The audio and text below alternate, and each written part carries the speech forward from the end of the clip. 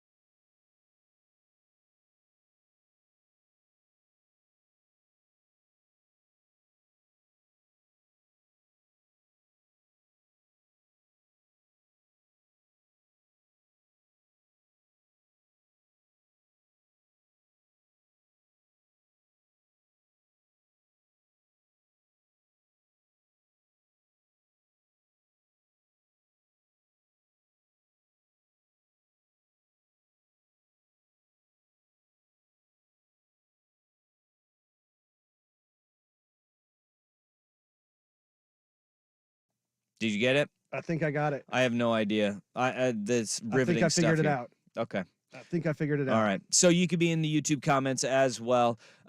We got a ton that we need to get to outside of our two guests that we have in the college football playoff rankings, because a big win for both Oregon State and Washington State yesterday. Not on the fields or courts, but in the courtroom, they pick up a big win. We'll discuss that and what the fallout could be from all of that today as well. So on top of that, we got NBA stuff. The Blazers lost to the Utah Jazz. Mhm. What'd you think of that purple court? It's not the assault on the eyes the red court is. You know, that's what I thought too. When I first saw all the pictures of the court, Yeah. I was like, you know what? The Blazers court may be one of the best. Yeah. And as I've seen it on TV, I'm not as high on it Yeah. as maybe everybody else is. The Utah Jazz purple court, when I saw the renderings come out, I was like, God, that's hideous. Yeah. And it wasn't that bad. No, yeah. It's not that bad. We're not that bad. We're not that bad. Yeah, I feel like the different grading of the purple helped a bit. Yeah. It's not so loud. Mm. Because Yeah. that red court is super loud. Red court, very loud. Yeah. Yeah. It's kind of, it's like somebody ran Grimace over and then just kind of flattened him out on the court there. You know, like cartoon style. They just went over him with the steamroller, and then they backed up like Yeah. Acme Wile E. Coyote style, just ran him over and flattened him out, and then they just slapped Jazz in the middle. Did they get inspired by that old the Grimace Shake challenge? Wasn't that the one where people just dumped it all over themselves or something? I don't know what you're talking about. Yeah. No. All right. That may be like in your algorithm where like dumping food on themselves is like your Well, hey, there's Is a king that the for ki- everything. TikTok's like, we know what gets Russ going. You know what we're gonna do? People pouring food on themselves. Grimace Shake Challenge. Oh man. Like that's not even really a thing. It's not a thing. It was just like TikTok invented it for Jeff Russ. Yeah, hey, maybe it was. It's like the Tide Pod All right, challenge. It's time to do it. Yeah, you're gonna go ahead and you're gonna Google that. Then we got Draymond Green trying to fight people. In what is James Harden's shape? That's a conversation that we'll have today. So we got a sports show. We got a lot of other things that will not be sports related as well. Because like this text, Vancouver Ford text line, would you rather have a quad or a hammy injury? Ooh.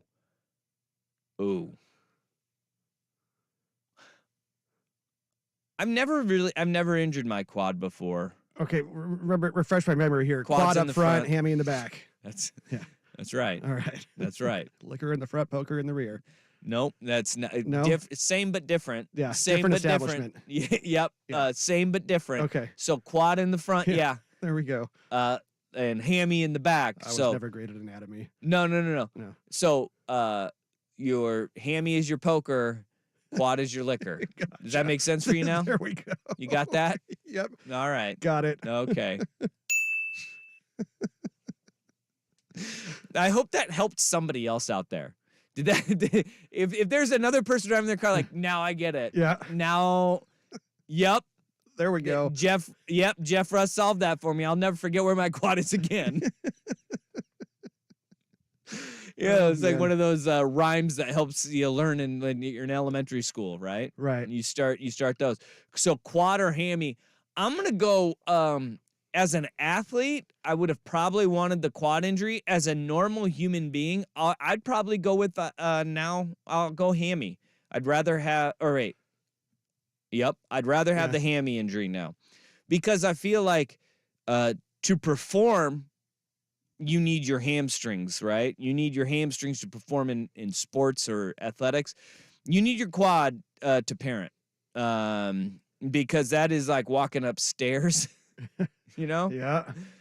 I'm gonna go with quad. I haven't really thought this out very much, but I'm just gonna go with. I feel like I use my quad a lot more these days. Yeah. Because as I'm more out of shape, I'm like, God, my quads are kind of tired now. Don't have that with my hammies. So Yeah. I'm going quad. I'd rather have the quad injury now. Okay. Apparently the Grimace Shake trend involved people taking a sip of the Grimace Shake and then falling to the ground, which of course then wound up in Grimace Shake all over the floor. But Okay, say Yeah. this again. people would take a sip of the Grimace Shake because it was Uh-huh. a special thing, you Yeah. know, right? Yeah. And trend saw TikTokers falling down after sipping the purple McDonald's shake. The inventor said, "Yeah, it's quite literally just a meme. Thanks, tips." But yeah, so they would take a drink and fall to the ground. 'Cause Again, they were just overwhelmed Yeah. by Yeah, the I can. shakiness of the grimace. Uh-huh. I can see why this is a uniquely Jeff Rust algorithm thing. I can't believe I missed that. Yeah. Don't you ever take your kids to that McDonald's? No. No. No. All right. The McDonald's near my house, Yeah. the worst. The worst. Yeah. Like, Oh, you know, there's like certain. My wife hates that one too. There's certain like like it's a chain, so like you assume it's all the same, but there's Right. always like one in your area where you're like, Yep. I'm not going there. Not gonna do it. Nope. Not At gonna do this it. juncture. That is the one, and I'm it's just you wait forever. Yeah. So no, I don't do it. And whenever an order gets screwed up, the wife's always like, "Which one did you go to?" They know. Yeah. They always know. Mm-hmm. And it's like, you know which one I went to. I'm sorry. It was a convenience thing. I didn't want to screw it up, but it did. All right. Let's sport, shall we? We have the audio up on YouTube. You are a problem solver, my man. Congratulations. Woohoo! Yeah. Yeah. I Yeah. accidentally clicked a thing I didn't realize I clicked, and then found it and Unclicked clicked it it. again. Look Yeah. at you. Look Look at at that. solving the problems. Just want to let you guys know you sound so damn old trying to explain and understand the Grimace Shake trend. I totally, I get it. Yeah. I get it. 100%. Yeah, it was like, oh my gosh, this Grimace Shake is so good, I'm falling over. Yep, nailed it. Still doesn't make it sound appealing. All right, we got No some. cap. The committee gave us some breadcrumbs. We'll talk about them next. Danny and Dusty on the Fan.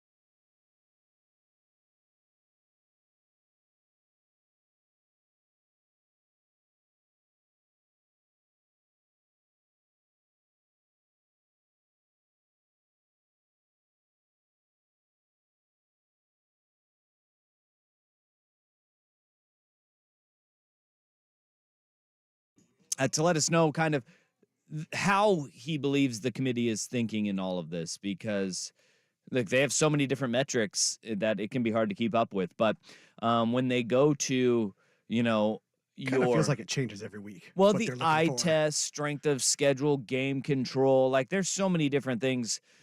Quality of win. There's so much where you're just like, I don't know what to think anymore. But what we did see is a movement in that top 8, where Georgia moves up and they jump Ohio State due to the fact that the Georgia Bulldogs absolutely dismantled the Ole Miss running Rebels 52-17. And that was a team that they thought was a top 10 team in the country just a week ago in Ole Miss. So we do have a new number 1. It is Georgia. Shocker. Ohio State is 2. Michigan holds at 3 despite their impressive win over Penn State. Florida State is 4. Washington is 5. Florida State got out of a win against Miami by the hairs on their chinny chin chin. And Washington got into a fist fight with a ranked team in Utah, and they came out on top. And that game was not as close as it felt that its final score was in that Washington game, especially when that scoop and score touchdown turned into a Utah ball, and then the very next play turns into a safety. Felt like, okay, no, UW is in control of this game, despite the fact that, look, a one-dimensional team kept that thing a lot closer than what we thought it was going to be, and Oregon absolutely demolished that same Utah team a couple weeks earlier in Salt Lake City. But Boo Carrington, who is the chairman of the College Football Playoff Committee, and he's the guy who's coming out and having to justify all their decisions, he talked about why he had Florida State in front of UW and their resumes comparing them.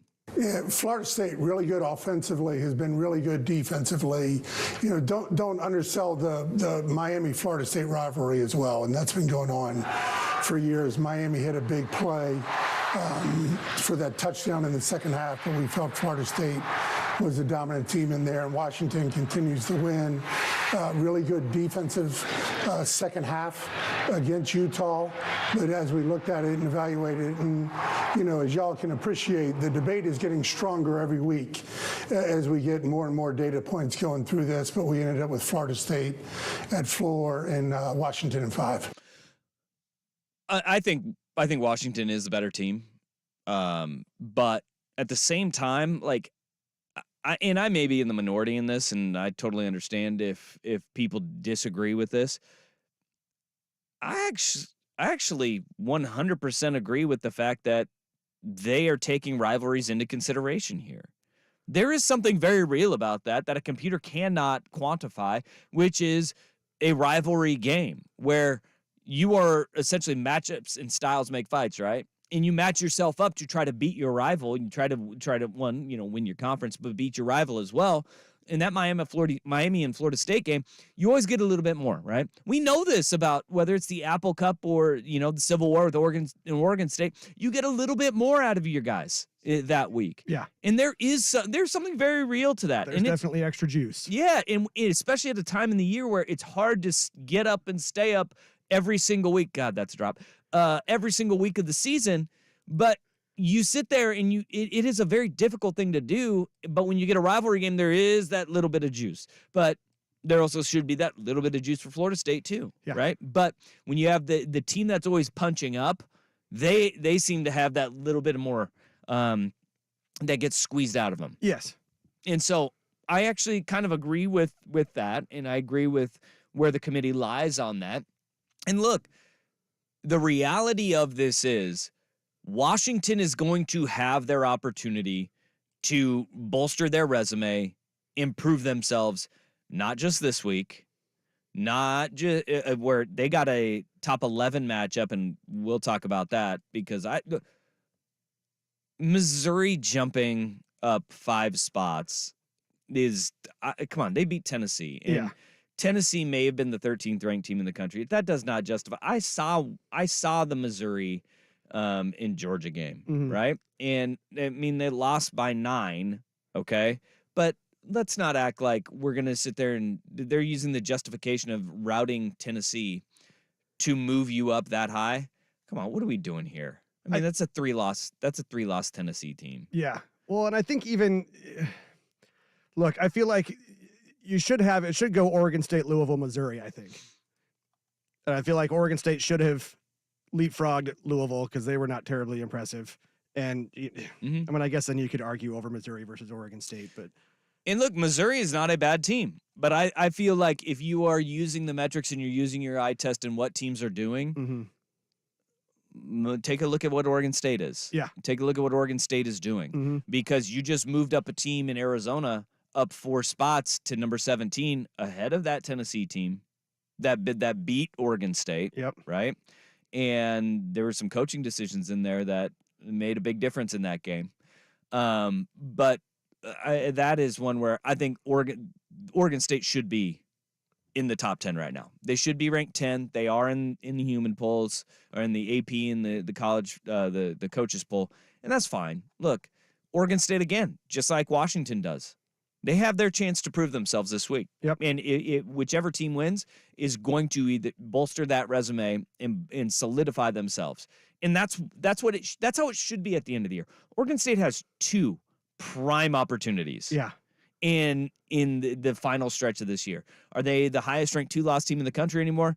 No, they're not. That's fine. They will be if they win this week. If they knock off this Washington team and hand the Huskies their first loss of the season, they will solidify themselves as that top 10 team, and that's all you can ask. Yeah, that's all you can ask for. And as for Washington, the same can be said.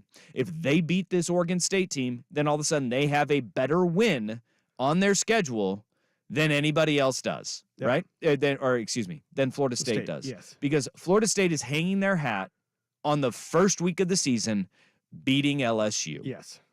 And beating Jaden Daniels, who's putting up incredible Heisman numbers. Like, his numbers are eye-popping, and he is having a phenomenal year. And he is playing way better than he ever did at Arizona. But also, let's check the math here.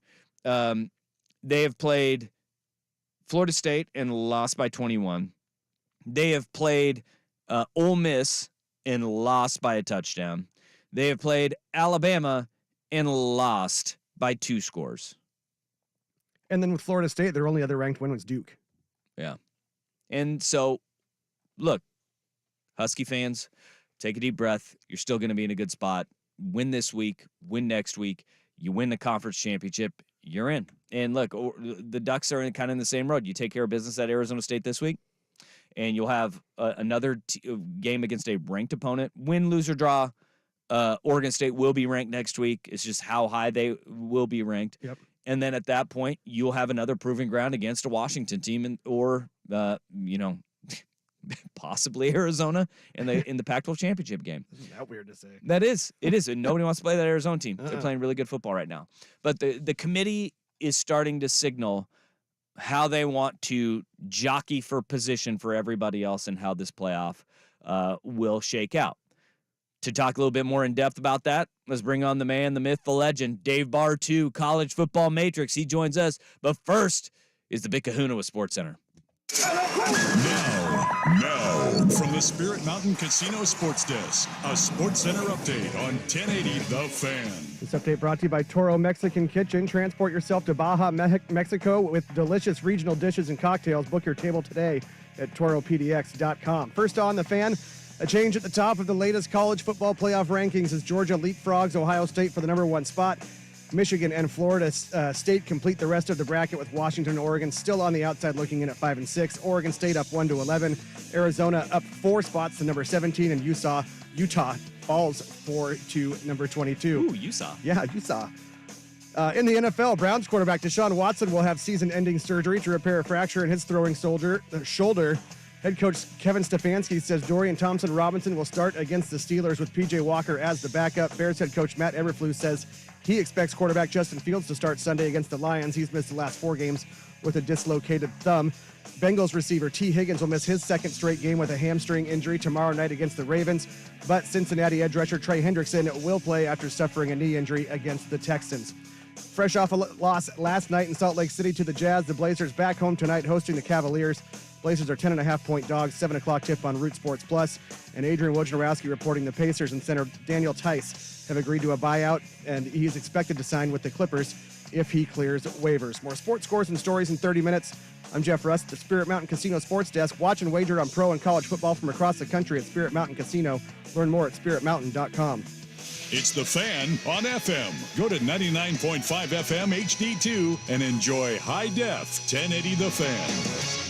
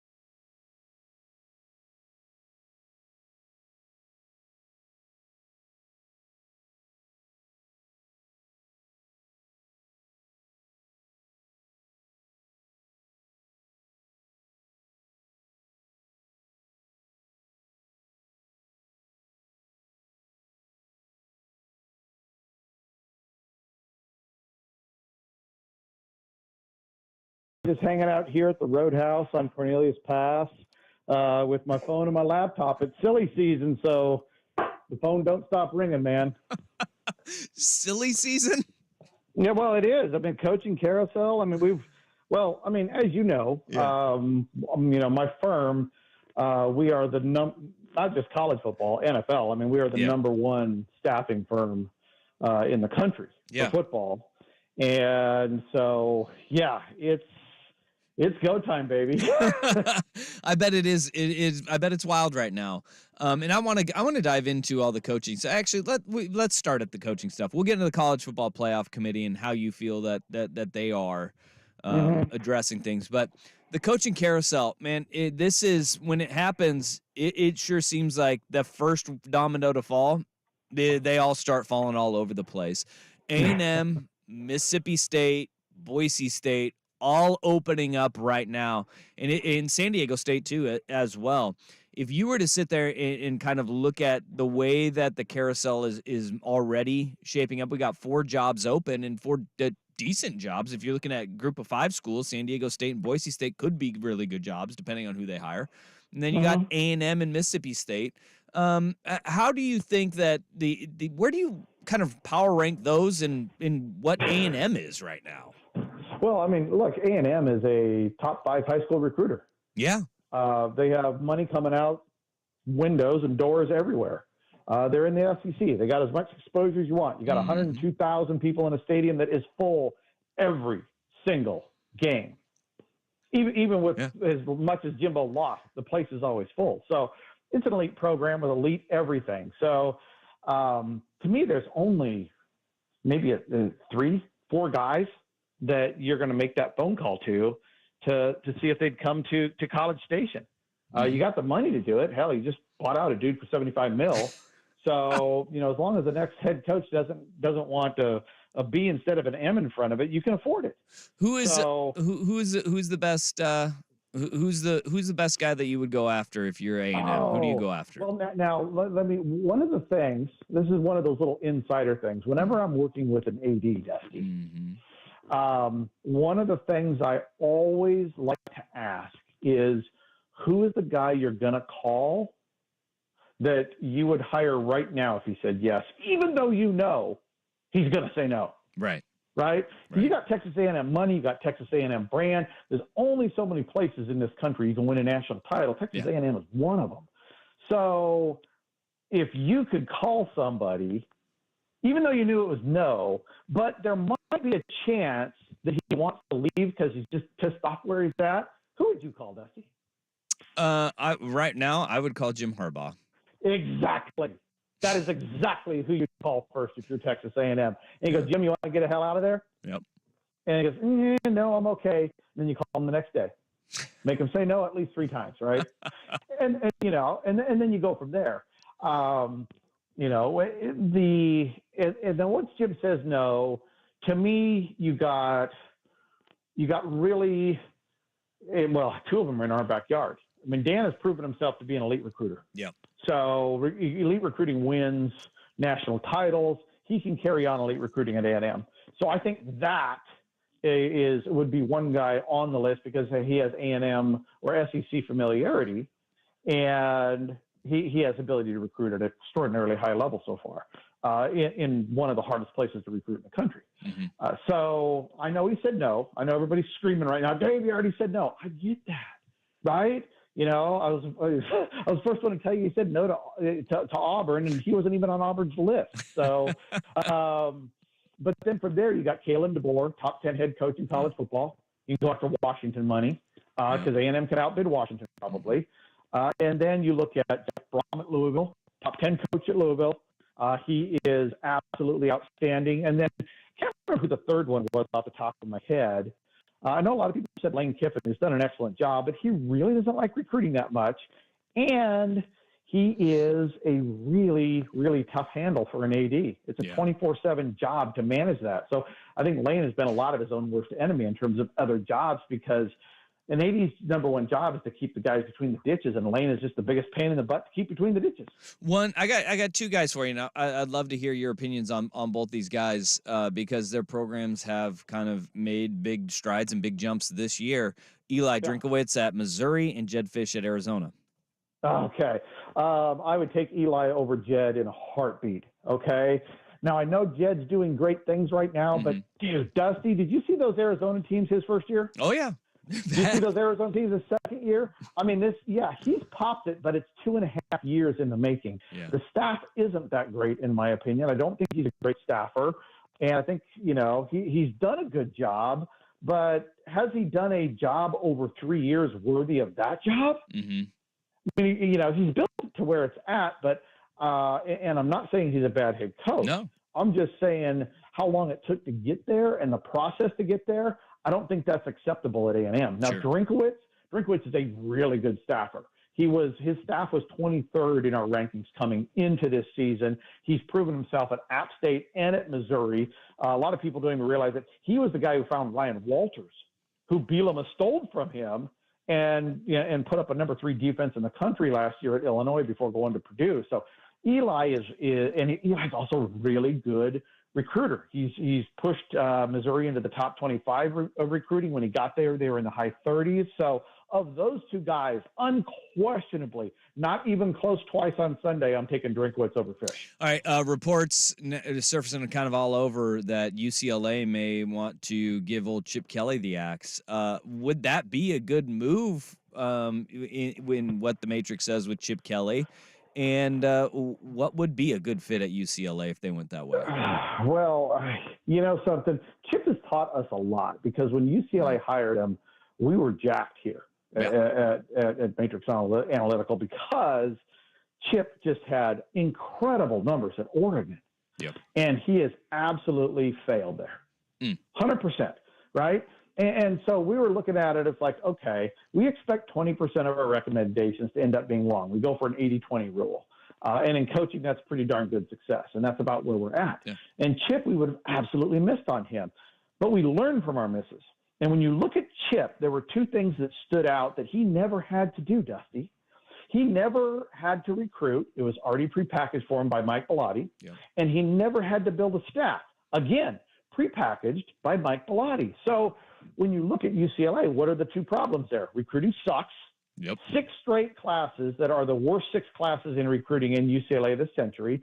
And his staffing is subpar the entire way, especially on defense. So with as much success as he had at Oregon, what we were blinded to is he didn't have to build anything, Dusty. And now that he's had to build something, UCLA, he's regressed it to a hole. I mean, you're talking about a mid-30s, low 40s recruiter. In Los Angeles. In Los Angeles, dude. You, me, and Mickey and a bottle of Patron should be able to land top 20 class. Right? And so now his personality at UCLA, right? A little laid back, not so much pressure. I mean, that's why he took half the pay at UCLA instead of going to Florida. But, or at least one of the reasons. But UCLA, I think going into the Big Ten, you can't do it this way. Yeah. You know, you got to do something. You got to improve. You got to find a guy that's built a program. You got to find a guy I'd find a guy that's comfortable with Southern California. You got to find a guy that's excellent at staffing. I ain't going to say it, but I know exactly who that guy is. You're not going to say it though, huh? No, I'm not. I'll pry it out of you. That Patron you were talking about, I'm gonna get some of that. I'm gonna get some of that flowing, and I'll get that out of you. I'll get that sooner or He later. just called me off the air. I'll tell you all sorts of fun stories. Actually, come down here to McMenamins and buy me a beer, and I'll tell everybody cool stories I can tell off the air. Just no phone. No phone. I love it. Dave, can you stick around for one more segment? Because I want to get your thoughts on the committee because they've kind of been all over the place with us. No, actually, they've been remarkably consistent, and I will wait for you, buddy. Love it. All right, Dave Barr 2, Matrix Analytical, CFB Matrix on Twitter. Danny and Dusty on the Fan.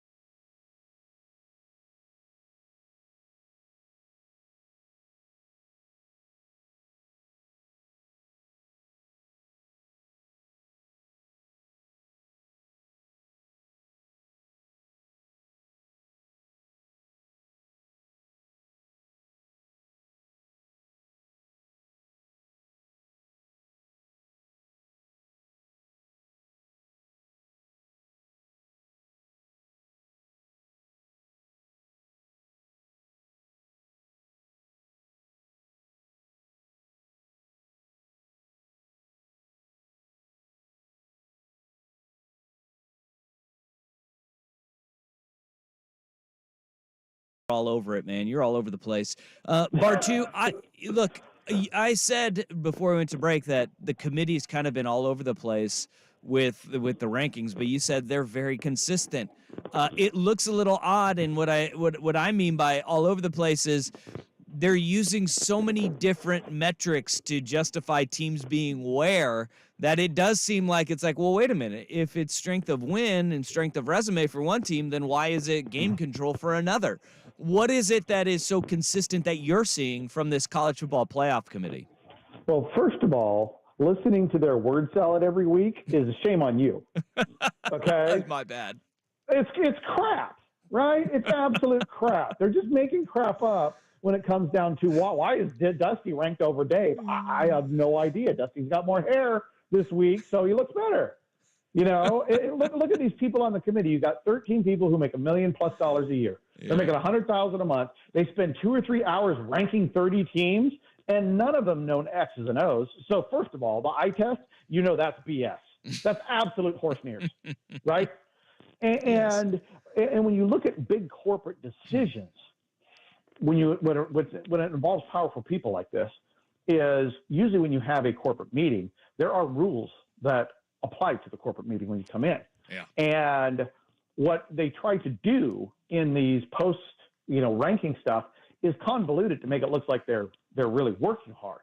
And there's a lot going into it. The whole, you can bring whatever you want if you think that's useful in the rankings. Okay, cool. I brought X. How am I going to convince those other 12 people in 2 hours to listen to that for 30 different teams to rank? Yeah. It's all crap. So, Bill Hancock gave us the formula, the corporate committee formula, day one. And if you follow that formula every week, which we have for 48 weeks now, you're going to be right just about every step of the way. And every once in a while, you get one or two teams that you're like, I can't explain this. The committee's just full of crap. We call them the committee darling. Yeah. When there's somebody there that just doesn't fit when everybody else does. We have gotten 1 through 10 right using the same model as 9 years ago. We have nailed 1 through 10 correctly every week for the last 3 weeks except one team. But we've nailed it. Actually, 2 teams. Georgia in the first one was a surprise. But everything has been dead on since then. So I think the committee has 2 consistencies. One, they use basic numbers to actually rank these teams. Number 2, they tell you that they use all this complex crap every single week to convolute the whole thing. But, dude, Dusty, you and I go into that committee meeting. Guess what? The rankings aren't going to be any different than they are right now. I could walk in there with a 3x5 card and say, here's my teams from the formula, and I'm going to be nearly dead on every single time, no matter how long they meet for. All right. With that said, then, does Washington and or Oregon control their own destiny with getting into the college football playoff? No, I believe so. What's interesting I see is when it comes down to a 12-1 conference champ. Mm-hmm. Right now, obviously, a lot can go on. I think you and I would both agree. Winner of Michigan State's going to crush Iowa, and they're in. Right? Well, yeah, all they got to do is score a touchdown. Right. And if you look at the numbers, Michigan versus Ohio State is the national championship game. I think the winner of that game, especially if the winner of that game doesn't have to play Oregon, wins the national title. I think Oregon is the only team with an offense good enough to possibly upset Michigan or Ohio State on the right day. Okay. But nobody else is going to beat them. Michigan is borderline historic defense right now this year. So, but when you look at Oregon and Washington from that standpoint, you look at their top 25 wins, you look at their game control. Oregon has the second best margin of victory in college football. That's actually the most important number to the committee, game control and margin of victory. It's not anything else. It's beating the crap out of everybody. Yeah. That is important because they know that is the best indicator of a good team. So Oregon and Washington, when it comes right down to it, if you got Alabama, Texas, and Oregon or Washington right there at 12-1, all conference champs, the best part about this, Dusty? The best part is Alabama might be the team left out in that scenario. Boy. And if it was for right? if it was I could hear everybody listening go, "Oh God, that'd be good." Especially if it was the last year of the Pac-12 and the Pac-12, the last year of the Pac-12, and it's Alabama that gets left out for a Pac-12 team. I mean, I think that would be like the sweet justice that Pac-12 fans have been waiting for. God, it'd be glorious. It really, really would be. But I think it could be that tight. Now if Georgia wins out, I still think Alabama's going to beat them, man. Yeah. I mean, this is the worst. This is and don't get me wrong. Both Alabama and Georgia this year would get mud stomped by previous SEC title winners. All of them. These are two weak teams. But I still think Alabama's going to beat them. And FSU, man, they're playing with fire every week. Their margin of victory is weak. I just think they're going to stumble in there somewhere. I think what is likely to happen, Michigan, Ohio State wins out, they're in. Washington or Oregon wins out, they're in. Okay. Alabama wins out, they're in. I think Texas is going to win out. I think the odd man out here is Florida State's going to stumble before the championship game, and Florida State's going to get the 5. Oh, and here's my question about Georgia, right? Mm-hmm. A one-loss Georgia you feel is left out because they didn't win the conference champion, the two-time defending national champion? They're not in. No. They have no shot. They have absolutely no shot. They haven't played it. Their schedule's weak. They didn't play anybody non-conference. The only team that had a decent shot at 11-1 getting in is Ohio State, because they got that top 25 win, non-conference, over Notre Dame. But this Ohio State team is different. The one that snuck in before had a massive margin of victory. This one, 37% less. I do not believe for 1 second there is a one-loss non-conference champ that gets into this thing. Just don't even ask it again. It's not going to happen. I love it. And one last thing, Bartu, because we're going to start talking about this coming up at the top of the next hour. Next year, we roll over and do a 12-team playoff. And one of the things that is being discussed is that the College Football Playoff Committee wants to make it so you have to have at least 8 teams to be the automatic qualifier. What kind of carnage could a 2-team Pac-12 kind of throw into anything college football if they can hold on to automatic qualifier for at least the next couple of years before they can revote and they don't need a unanimous decision?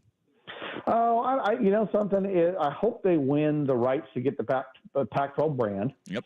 And then they pull in all the good teams out of the Mountain West Conference. I think Mountain West is going to get cannibalized then. So now you have Oregon State, Washington State, Boise State, San Diego State, etc.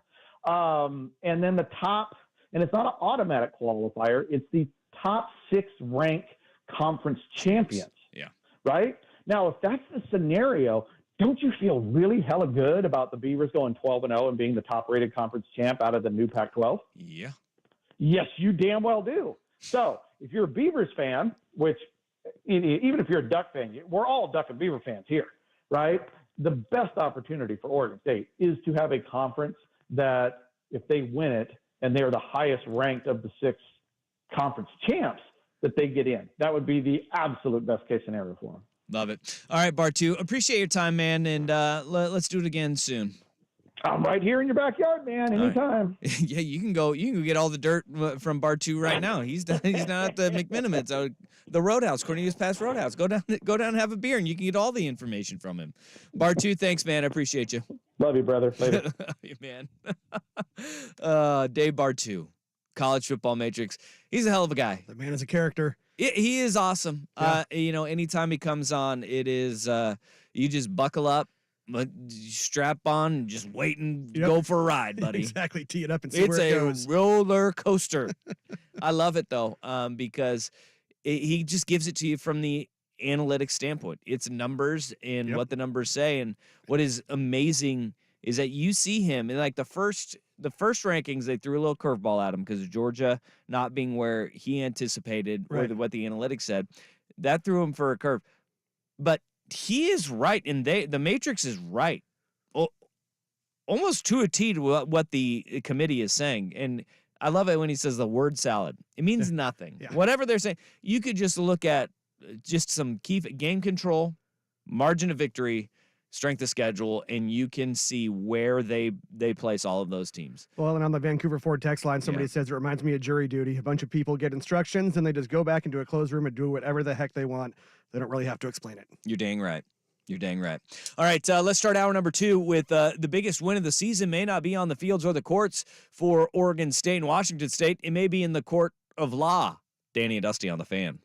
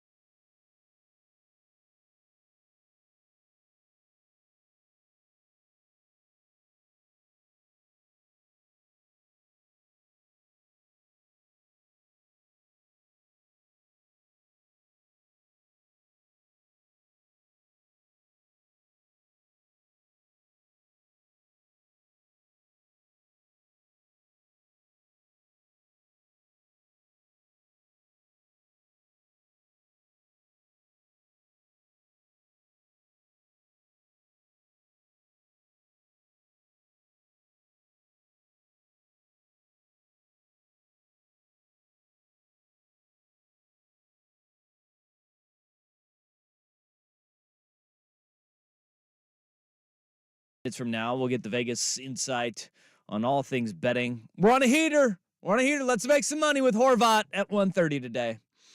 We had Dave Bartu on for the last half hour of hour number 1. If you missed that, go check out the Service Patriots podcast, 1080thefan.com, or right there in the Odyssey app. Service Patriots, your home comfort solution for all your heating and air conditioning needs. Check out the latest special offers for our listeners at servicepatriots.com. Bartu with great stuff on playoff committing, where Texas A&M, UCLA potentially should be kicking around. As UCLA, all the reports out of Los Angeles seem that the Bruins going to be moving on from Chip Kelly. I just don't get it. They need a recruiter, and Chip Yes. has done a very good job in the portal, and he did a really good job of landing Dante Moore. But like in starting a freshman this year, I mean, that was going to be an uphill climb no matter what. Anytime you start a freshman, it's going to take time for him to grow. But Right. They want more high school recruiting because you should be recruiting better at UCLA. You shouldn't just have to be feasting on the portal like they have. They did a really good job in the portal, and they're a really good program. But expectations should be elevated more, especially as they enter the Big Ten. So I'm not surprised really by it. But it'll be interesting to see where Chip Kelly lands next. I'm going to keep my eye on that one. Think he sticks around in college? Oh, yeah. Yeah. I mean, he's not going to be an NFL guy anymore. I think that ship sailed a while ago. But where we want to start hour number 2, big ruling yesterday in Whitman County Court. Judge Gary Libby? I think it's Libby. Isn't that what it is? Oh, yeah. 1B? Yeah. Yeah, I'm going with Libby. Gary Libby. Yeah. He... Maybe it's French, Libé. Oh, oui, oui. Sacre bleu. Oh. He granted the Oregon State and Washington State's request for a preliminary injunction, which means that both the Beavs and Washington State will have controlling decision-making for the Pac-12 conference moving forward due to the bylaws. And the bylaws that have been written and the bylaws in which the other 10 Pac-12 schools acted upon when UCLA and USC said that they were going to leave the conference before. Yes. Here is what Judge Libby's ruling sounded like yesterday in Whitman County Court. This court finds in favor that the plaintiffs are likely to prevail on their interpretation of the bylaws. The party's prior course of conduct uniformly supports the plaintiffs, and the plaintiffs will suffer irreparable harm without the preliminary injunction. Now, with the preliminary injunction in effect, that will be in effect, I'm going to order that the WSU and Oregon State will be the only 2 governing members of the board. But for any future meetings or conferences between OSU and WSU, they will notify the other 10 schools. They will put forth an agenda. The other 10 schools may participate in the sense of making comments, suggestions, or objections, but the ultimate voting will be by the remaining 2 board members. But this is not a shutout in the sense of the preliminary injunction will be modified, or whatever you want to call it, to make sure that the other 10 schools are still treated in a fair, open manner. Nobody's going to take advantage of somebody else. And if that starts to happen, I'll either hear about it here or somebody else will hear about it down the street up the highway. But I just do not believe that the 2 plaintiffs left here, the 2 members of the board that are left, will do anything directly to harm the other 10 members. I've read too much here. I've read all of what you've got to say, and with that, that's how I see it, and that's how I guess that's where you came to find out how the court would rule, and so that's what we're ruling. All right, that's... Anyone? It does sound like Ben Stein a little bit, huh? That's the first thing I thought of. Yeah. Bueller. Anyone? I heard he's pretty thick. I didn't get French vibes from him. I'm going Libby. Yeah.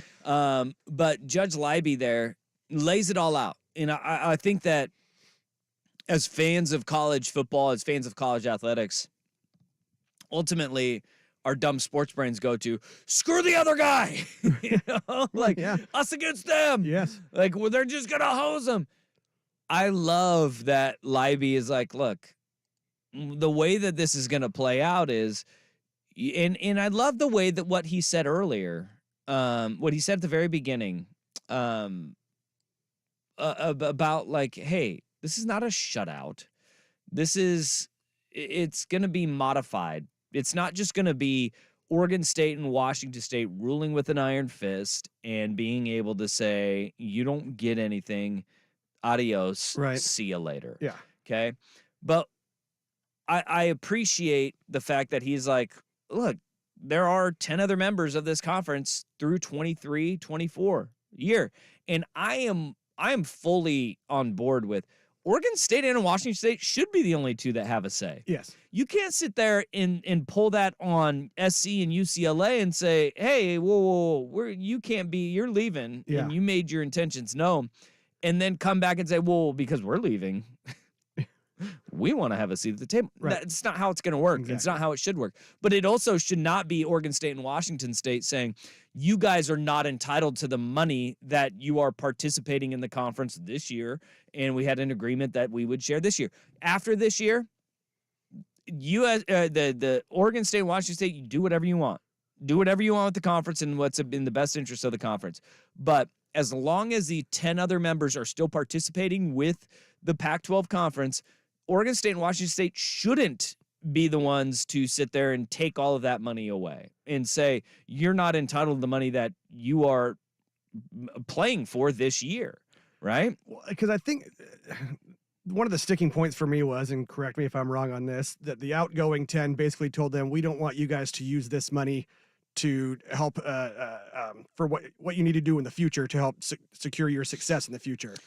Whereas basically they want to hang on to it to help their transition to where they're going in the future. Well, that's right. In the money moving forward, like if you're talking about any of the payouts for bowl games in 2024-25, I understand that. If you're talking about even the money that the conference gets in the way that wins in the NCAA tournament go, you get a chunk of money and it pays out over several years in the future. Oregon State and Washington State should get that money that's going to be paid out in the future because the 10 other schools aren't going to be participating in the conference. Yes. I wholeheartedly believe that. But as long as they are in the conference this year and they are playing under the Pac-12, I mean, and this is what the judge is saying, is like, dude, we're not going to be in the business of ripping people off. But if you want to talk about the other 10 having voting power, like, they shouldn't have voting power. Right. They should be able to make decisions moving forward that's in Washington State and Oregon State's solely best interest, because that's what the other 10 schools did when they left. Is that they made a decision in the best interest of themselves, and it left Washington State and Oregon State hanging. But I also think that Oregon State and Washington State did not do enough to secure their futures, and everybody else did. You can't sit there and act like you're blindsided by anything that happened when it was like the slowest car lurching off the cliff of all time. And everybody else is like, deuces. And they're like, nah, we're going to try to save this. No, you can't do that. Everybody else saw it coming and got out of the car, and they're staying in it. That I do have an issue with, but this is nuanced, and none of these fan bases want to deal with nuance because we have that tribalism, right? Exactly. It's the us versus them. I'm glad that the judge ruled the way that he did, because when it comes to voting power, Oregon State and Washington State, hell yeah, they should be the only two schools that are voting on anything Pac-12 related, because those are the only schools that are going to be in it beyond this year. And they're still giving the other schools, the ability to comment and have input and make suggestions. And like, we all know this, the presidents, chancellors, and athletic directors, they are far more level-headed than all of us. Yeah. They're not going to be out there just to screw somebody else over. And that, to be quite honest, none of this in any of this conference realignment was based out of just solely to screw other people over. Right.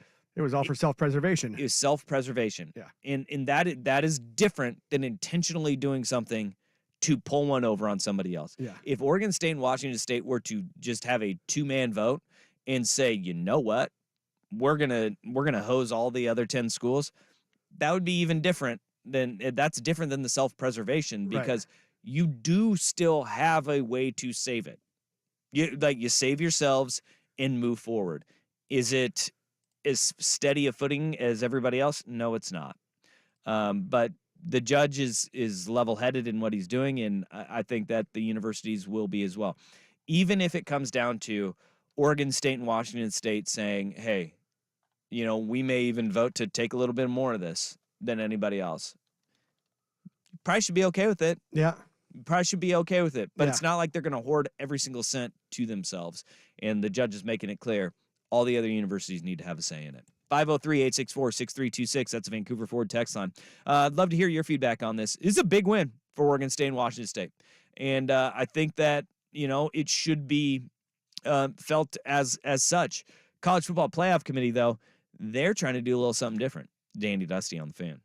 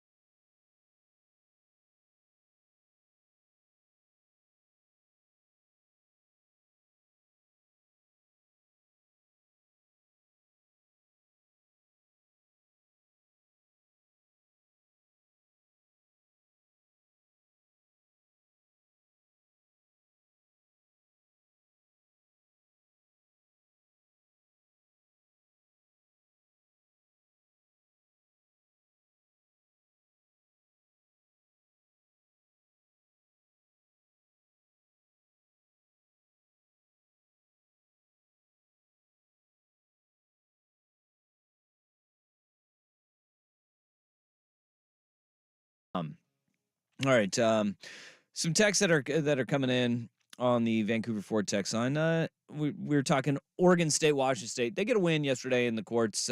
Judge granting an injunction, but saying, "Hey, play nice with your 10 siblings that are leaving your family and telling you that they don't love you anymore. You have to play nice with them." It says, yes, Oregon State remained behind the wheel after everyone else got out of the car, but nobody else let them get out of the car.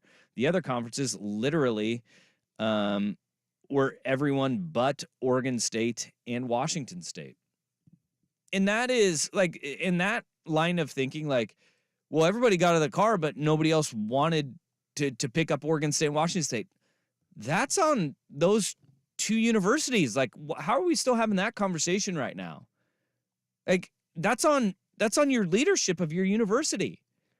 I think everybody else looked out for their best interests and jockeyed for position. Hell, look at what Cal and Stanford did. Look at what SMU did. I mean, it's all outlined. Like, there were teams far lower profile than Oregon State and Washington State that found a way. Oregon State is it should be a top 10 program in the college football rankings. Everyone else it is. It's a top 10 football program this year. It's an elite baseball institution. Like, you have got women's basketball has gone to Final Fours in the last 5 years. The men were playing in the Elite Eight just a handful of years ago in basketball. There are so many attractive ways to shop your university, and everybody else found a way to do it, right? And Cal did it based on what? Prestige of Cal's academics? Yeah. To the ACC? They haven't been good in anything. Nope. I mean, these other universities, they found a way to make themselves attractive. And because you're in Corvallis and you're in Pullman, it was like, well, nobody wanted us. See, I think that's what it is I think that there's just, and not to piss off Coug and Beef fans, but I think there's just always kind of been of a little brother, inferiority complex in that, they're always trying to fight and scrap for their own, and everybody's just leaving us behind.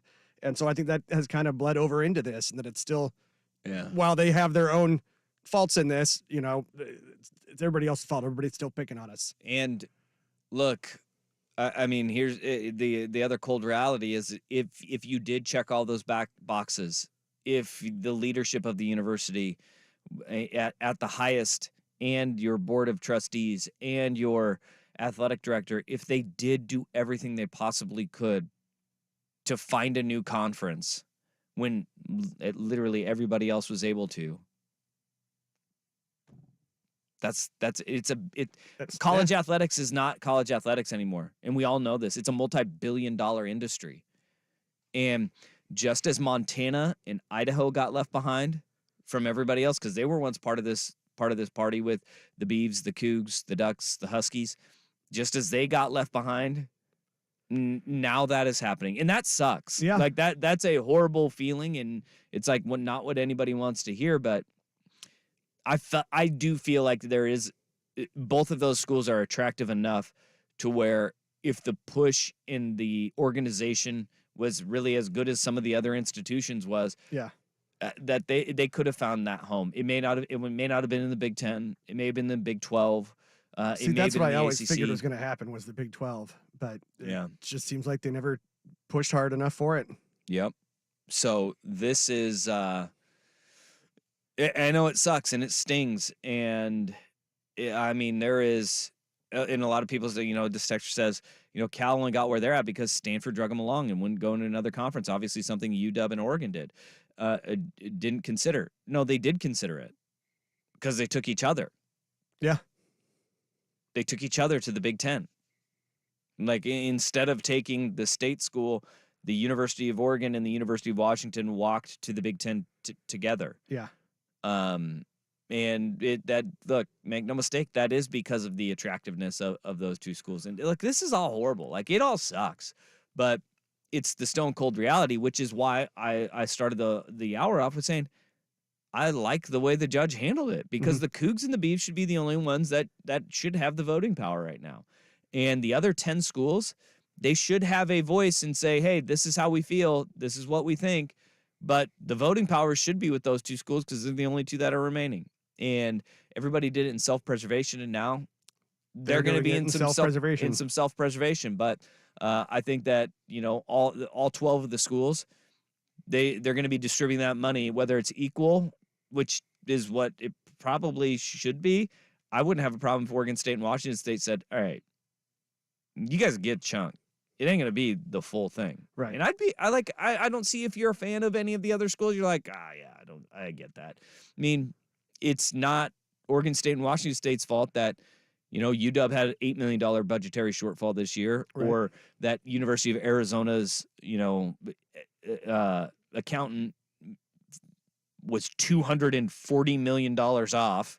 It seems like a lot of zeros to miss. That seems like that's a lot of zeros off, or that Cal redid their stadium before they had the funds to do it. It's not their fault. It's not Cougs and Beef's fault, but it's the world we're living in right now. Yeah. Yeah. Man. Yeah. It just feels like Oregon and Washington teaming up together. They wanted to go to the cool kids party and had to leave the little brothers behind. Yeah. This text says, you don't think Oregon and Nike couldn't have gotten the Big Ten to take OSU if they really wanted? I mean, if they're capped out, no. And look, Oregon was looking, again, self-preservation. It's not like they had a big enough swing and to say Big Ten, it's either you take us and Oregon State or you take nothing. Yeah. No, they said the Big Ten was like, hey, we'll take you and UW. Yep. And I don't think it was like a calculated move to leave Oregon State and Washington State hanging either. Yeah. No, I don't think. Yeah, they weren't saying, "All right, how are we gonna pull this off without these guys?" Yeah. It's all crummy, and I hate it. I don't like it. It all sucks. It all sucks. The Pac-12, I wish was just staying the way it is right now, because we're finding out, even in basketball too, pretty damn special. Yeah. Pretty damn special conference, and it's going to go out with a bang. All right, let's make some money, shall we? Yeah. Maybe if we all pool our winnings in gambling, we could save Oregon State and we could save the Pac-12. Not with the weekend I had last week. Yeah, me neither. Actually, I was okay last weekend. All right, let's talk to our BetMGM tonight insider, Ryan Horvath. He joins us next. First, Big Kahuna with SportsCenter. That's that Hawaiian burger joint. Now, from the Spirit Mountain Casino Sports Desk, a SportsCenter update on 1080 The Fan. This update brought to you by Vulcan Design and Construction. Check out their award-winning outdoor living designs or schedule your free design consultation at vulcandc.com. First on The Fan, a change at the top of the latest college football playoff rankings as Georgia leapfrogs Ohio State for the number one spot. Michigan and Florida State complete the rest of the bracket, with Washington and Oregon still on the outside looking in at 5 and 6. Oregon State up 1 to number 11. Arizona moves up 4 spots to 17, and Utah falls 4 to number 22. In the NFL, Browns quarterback Deshaun Watson will have season-ending surgery to repair a fracture in his throwing shoulder. Head coach Kevin Stefanski says Dorian Thompson-Robinson will start against the Steelers with P.J. Walker as the backup. Bears head coach Matt Eberflus says he expects quarterback Justin Fields to start Sunday against the Lions. He has missed the last 4 games with a dislocated thumb. Bengals receiver T. Higgins will miss his second straight game with a hamstring injury tomorrow night against the Ravens, but Cincinnati edge rusher Trey Hendrickson will play after suffering a knee injury against the Texans. On the hard court, fresh off a loss last night in Salt Lake City to the Jazz, the Blazers back home tonight hosting the Cavaliers. They are 10.5-point dogs. 7 o'clock tip on Root Sports Plus. And Adrian Wojnarowski reporting the Pacers and center Daniel Tice have agreed to a buyout, and he's expected to sign with the Clippers if he clears waivers. More sports scores and stories in 30 minutes. I'm Jeff Russ at the Spirit Mountain Casino Sports Desk. Watch and wager on pro and college football from across the country at Spirit Mountain Casino. Learn more at spiritmountain.com. Live, local, and free. No subscription required. Portland's sports leader is 1080 The Fan.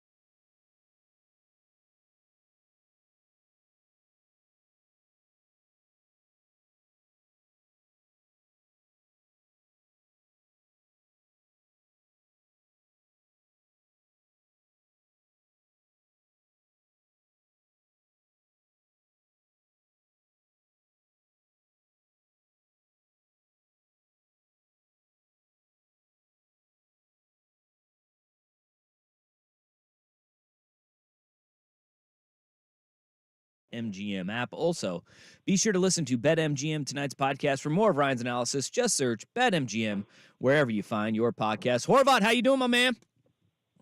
Doing good. Getting excited for some games this weekend. Getting really excited, actually. It's my favorite time of the year because we not just have games, we have games that start to matter a little bit more. Yeah. And you get to, especially in the NFL, we're trying to, it's like that feeling out process of who's who, what's what.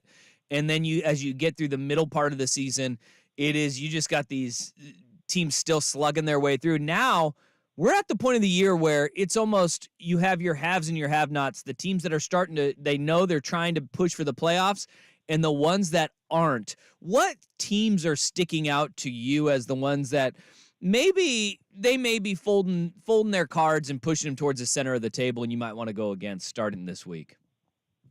Yeah, like as far as like teams that I want to fade, it's not that I want to fade them like season long, but I really like this spot actually coming up on Thursday night. For the Ravens to bounce back against the Bengals. Yeah. The Bengals, they were starting to look really good, guys. And then they got T. Higgins going 2 weeks ago, and now T. Higgins is out once again. Defensively, they lost a bunch in their secondary last year, or this offseason, I should say, including like Jesse Bates, who's having a pretty nice season for Atlanta. But Lou Anarumo, the defensive coordinator, is so damn good at his job that you really haven't noticed, and they continue to find ways to win games. But I don't like this spot against Baltimore. Baltimore should have won that game last week. In fact, they win that game like 99% of the time. They had a 2-score lead against Cleveland. Mm-hmm. In Baltimore right now, they could run the ball with multiple backs. Lamar's playing really good football when he's not turning the ball over.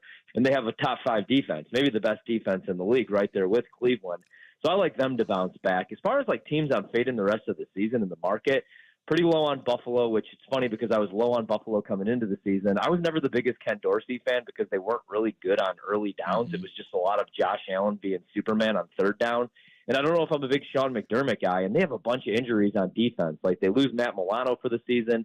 You lose Trey White, your best cover corner. And I like the trade they made for Rasul Douglas, but he's not a shutdown corner, and they're struggling right now. I mean, they're getting pressure, but they're not really getting after the quarterback. And that's what we saw last year, like when they got to the playoffs and they lost Von Miller, who did come back but kind of looks like a shell of himself.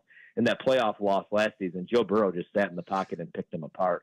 So I'm a little bit worried about the Bills moving forward. And then as far as like a buy low team, a team that I ripped all season long until the last few weeks, Russell Wilson's playing good football. Yeah, maybe the Broncos guys are finding something. We pulled this up last night, plus 550 to make the playoffs. I don't know if that's going to be the case, but the Jets with Zach Wilson, I don't trust them moving forward. The Bills, I don't really trust. We'll see what ends up happening with the Browns here without Deshaun Watson. They're going to start DTR this weekend. So maybe now is the time to buy in on the Broncos and Sean Payton. Maybe he is turning that thing around. They didn't trade any of those guys, so maybe now they're buying in the rest of the way. I mean, 9-10 wins might get you into the playoffs, so that might be a good team to look at. Last week, there were so many lines that were just razor thin, and it was just like, oh my gosh. I hate weeks like that because Vegas knows. I mean, it was a toss-up week, and we saw 6 games come down to the final kick last week. You look at the lines this week, and we're finally seeing, again, some of those big lines again. We got double-digit lines. Do you like weeks more like this one where we have multiple double-digit lines, or the weeks where you have the 1 to 3 point lines where it's a kick deciding the games? Yeah, I like games like that. I'm usually looking for like the key numbers. So if I could get a 3.5 or a 4 with teams as underdogs, or 7.5, that's usually what I'm looking for. But like the double-digit spreads are where it gets a little bit tricky. It's easier in college football. Mm-hmm. Like sometimes you'll get a really trendy underdog. Like people will be down on Georgia, and I'll be like, nope, they're going to get up for this game. This is what Kirby does. And then I don't mind laying 13.5, 14 points with a college team. But in the NFL, I mean, there's so much parity, and these guys are all pros. And like you said, it's called the witching hour for a reason. You watch these games on the Red Zone channel, you feel really good about a bet in the first quarter or the first half, and then it falls apart in the second half. It used to be like that only, like I would always joke in the NBA, you almost want to be down 15 points at the half because all those games are tight and down to the wire. But like that's kind of how it is in football right now. So, the double-digit spreads, they get a little bit tricky. That said, I like the Dolphins. I actually laid the points. I usually don't. I like the Dolphins in this spot, man. I mean, they're going to be well-rested. They're going to be healthier coming into this game. And now, like, people are starting to buy into the Raiders, which I love. And I'm not saying, like, the Raiders aren't an improved product. They definitely are from when Josh McDaniels was there. But I don't see them getting any stops in this game. So, here's a rare occasion where I actually will back a double-digit favorite. Usually I would only bet the dog once we get like 13.5, 14.5. But I actually like them. And then one more double-digit dog. I think it actually came down to 9. I like the Bears. It looks like Justin Fields is going to be back in this game. I don't think they beat the Lions outright, but 10 points is a lot of points. The Bears, like very quietly, have kind of figured things out on defense. Their secondary is like middle of the road, 16th the last 4 weeks. And then they have a top 5 run defense all of a sudden, the Bears do. And with Fields back, he's going to be playing for his job. I think they keep this game close. It's a divisional rivalry, a divisional matchup. I don't know if you want to call it a rivalry. The Bears haven't been good since 85, but I think they keep this one close. Well, and look, the Lions got a short week, and they're eyeing that short week because they got that Thanksgiving game. If they get up a couple of scores, you're eyeing that and taking your foot off the gas to stay healthy for what's down the road. We see that all the time with teams. All right. I've got the stinky line of the week and just going, I don't get it. The Rams have lost 3 in a row. I know it has been without Matthew Stafford, but they have the Seahawks coming to town, and they dismantled them in week 1. But Seattle, only 1-point favorites in L.A. this week. How do you feel about that one? Yeah, I like these stinky lines, man. I feel like they're market indicators. You're not going to win anything 100% of the time. Yeah. But I think it's kind of telling you everything that you need to know. Like every radio hit I've done this week, people ask me about Oregon College, the Oregon State-Washington game, same case. You have a 2-loss Oregon State team hosting, tough place to play, Washington, who's undefeated on the season, and now they're 2.5-point favorites. I think that's a market indicator. I think that's a tough matchup, and I think the Beavers are going to win outright by at least a field goal. In this case, I think the Rams, well-rested, with Stafford hopefully back, find a way to win this game. I think they might be able to get some pressure in this game, and I think they're going to be able to move the football a little bit. Like, they really haven't got Cooper Kupp going. The problem with the Rams, they're weird because nobody expected the Rams to be any good, and I kind of thought they might be a sneaky team because why would Sean McVay pass up all that money to go to the broadcast booth, especially when he just got married, he's having a kid? Like, I don't know, if it's going to be a stressful situation where you're winning 4 games, why wouldn't he just have rode off into the sunset? He just got his Super Bowl. He could come back whenever he wants, you know? And he came back, and then the first couple of weeks of the season, I was like, oh, maybe they still have something. Like, they don't have a whole lot of depth, but they have names. They have Aaron Donald on the defensive side of the ball. And then offensively, Matthew Stafford, the first couple of weeks, was playing really good football, and then he got hurt. The scary thing is, so I do like the Rams in the game, but the concerning thing is, like Matthew Stafford, if you listen to his quotes every week, he's always like, yep, couldn't get out of bed this morning, really struggling just to stand up. Like, that's concerning when you're betting actual U.S. dollars on that team, that quarterback. But I do like the Rams to be a little bit healthier and to win this game outright coming up on Sunday. All right, I want to pick your brain a little bit more on that, on the college football lines in Oregon State and Washington. I mean, that game, you say market indicator, the styles do make fights. How much do you go into, though, like, winning on the road is exponentially harder in college football. And one thing that we've seen out of this Washington team is that they've played the tight ones. More of the games that are tighter than they should be have been those ones on the road. Yeah. And I mean, that's why I wanted to sneak that one in because it's my favorite bet this weekend actually is, I got 2 ugly ones. I like Oregon State and then I like Michigan State, but that's for other reasons.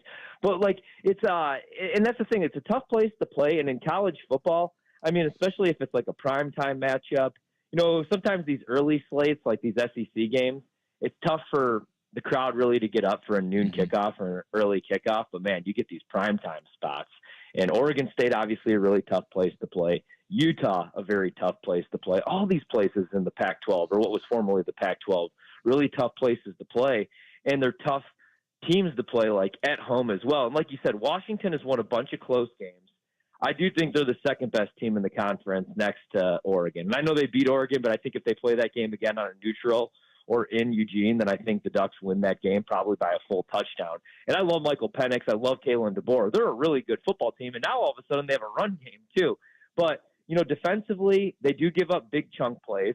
And I think that Oregon State will be able to hit them with some here in this game. DJ Hughes had a pretty solid season. I don't really want to rely on him in this game. They're going to have to run the ball. And they have some good backs, Damian Martinez. So I think they might be able to beat them up in the trenches a little bit, Washington, in this game. And like you said, Washington's just been tested. They're getting everybody's best shot every single week. And Michael Penix, since that Oregon game, hasn't been as crisp. Now, like last week, the numbers were much better. But before that, the 2 games before that, 3 interceptions and barely completing 60% of his passes. I don't know how healthy he is. He took some big shots in the Oregon game. I mean, and then the defense. Look at Washington's defense, a couple of weeks ago, they struggled to get stops against Stanford. And that's not like Andrew Luck and Kobe Fleener out there, man. That's a really bad Stanford team. So I love Oregon State, and there's just something about some of these places, man. That's what we love about college football, like the atmosphere, tough place to play. It's not the same in the NFL. I actually went back and looked at this, like the last decade. Home field advantage in the NFL means less every single year. Means a lot to the point spread, 3 points always, but it just doesn't really matter. I mean, there are tough places to play, don't get me wrong, like Seattle and Pittsburgh, Green Bay used to be. But even, like we make the cases for some of these places. You don't want to go into Lambeau in January, and then every year in January, a team like San Francisco, a West Coast team, goes into Lambeau and kicks the crap out of the Packers. So in college, I think home field advantage means much more. And I don't know if you caught this from the College Football Playoff Committee unveiling the rankings yesterday, but there was Boo Kerrigan said that, Florida State gets a little bit of a pass for playing Miami in a close game because it was a rivalry game. Rivalry week is really in earnest next week, where we have a whole heck of a lot of rivalry games. How do you look at rivalry games? Because you do get a little bit of extra oomph towards it and from the betting perspective of rivalry game. You do. And that's why, you run numbers and people have models and people do the eye test. Like, ooh, my number's telling me, that I like Florida in this game. But even though the number's saying that, I've seen this team play and I've seen Graham Mertz play and he's no good. But with some of these, it's all about the eye test, but it's also, with a rivalry game, you can kind of throw everything out of the window. And I know, I come into, and I've had arguments with people on this, that's just a narrative. That doesn't mean anything. It doesn't mean anything. People will even argue that about home field advantage, but in rivalry games, man, you kind of throw everything out of the window and you're going to get, it's for the bad team usually, the team that's a double-digit dog maybe, or a team that's having a down season, it's their Super Bowl. A lot of times they have nothing left to play for. Maybe they're playing for a bowl game, but they're not going to be playing on a New Year's Eve 6 game. So that's their whole Super Bowl. So the trick plays come into play. You know what I mean? A lot of the guys in these rivalry games know each other. Probably were going against each other in high school and grade school. So I believe there is something to it, and I've had pretty good success. You know what I mean? In the cocktail party, I'll take Georgia this year. Terrible idea. Betting against Georgia ever is just a bad idea with Florida, especially. But yeah, I do think there's something to it. All right, and my last one before we let you go. Iowa has not hit an over since Cade McNamara got hurt, September 30th. The over-under for this one is 30.5. They take on Illinois. Do they hit an over? No, and you know what? It's sad. I've bet 2 Iowa overs since Cade's been hurt, and neither have hit. And I should just do the smart thing and just play the unders in these games, but I'm a sicko. And what I always think is, man, 30 points. 32 points. Right. And in the back of my head, I think it's Iowa's defense, which now, man, though, I had to make sure that this is correct because I've just been all around today, but I was scrolling on Twitter and I see maybe Cooper DeJean got hurt, broke his foot at practice. He's their all stud corner. They should actually be playing him on offense. He also returns punts as well. And if he's out in this game, man, maybe we do get an over because he's their best defensive player. But I always think the case I always out the rest of the year. Cooper wow. Well, yeah, the rest of the year. That hurts, and damn, that really sucks because I enjoy watching him play too. But man, I always try to make the case for short fields, pick sixes, scoop and scores because of the Iowa defense. But no, they're a really good defense on paper, but they don't get any takeaways, and when they do, they don't score. And even if they get a takeaway, right, and they're in the red zone, they're on the 10-yard line, they can't punch it in on the goal line. They're the most frustrating team. Which is why they're going to be looking for a new OC this offseason, obviously. Obviously. All right, Horvat, we appreciate the time as always. Thank you. Thanks, guys. All right, there he is, Ryan Horvat. He is the host of BetMGM Tonight. All of our insider calls are brought to you by BetMGM. Go check out all the latest lines today on the BetMGM app. Also, check out BetMGM Tonight wherever you get your podcasts. Good stuff from Horvat. I've been riding with Horvat, and look, the pick du jour this week, he likes Baltimore, 3.5. Yeah, over Cincinnati, Thursday night. I did see what was the stat I saw earlier. The Bengals with Joe Burrow at quarterback in night games, straight up though, not against the spread. Straight up on the road, 0-5 at home, 5-0. Hey-o, that's a good little nugget there. All right, let's get to our worst day on the web. Choke him out, bro. Next on The Fan.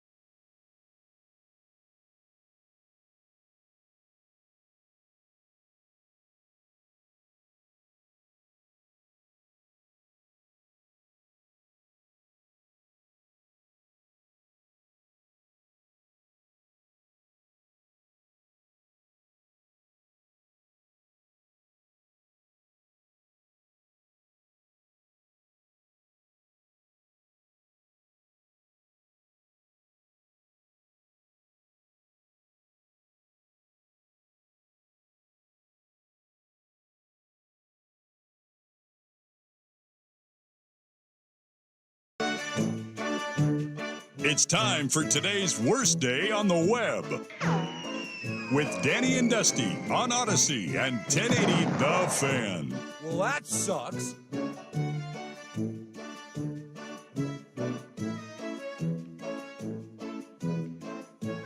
All right, it is now time for our worst day on the web, and for that we head to the hardwood. We'll stay 0-0 the first 2 minutes. And then look at Klay Thompson and McDaniels. What is going on with that? Wow. Yeah, you've got a full-on fracas going on.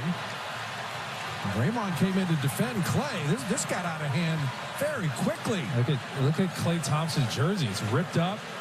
Clay's boxing him out, puts his hand on his jersey.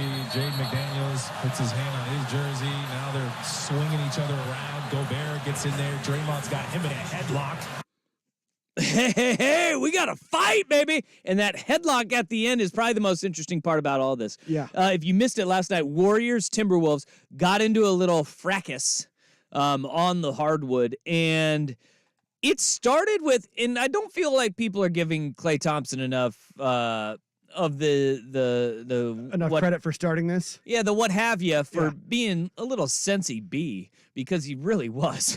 I mean, he started and like he slaps the defender. I don't even know who it was from the Timberwolves, and then out of like nowhere, like Rudy Gobert, who's French, probably went up to like diffuse everything and be like, he was trying to break things up. No. Jimmy Superfly Snuka off the top rope, a.k.a. Draymond Green, comes in with a rear naked chokehold, and he just locks up Rudy. And at that point, I'm like, yeah, let's go. It's on now. Yeah. Draymond Green is a villain. People are asking for him to get suspended.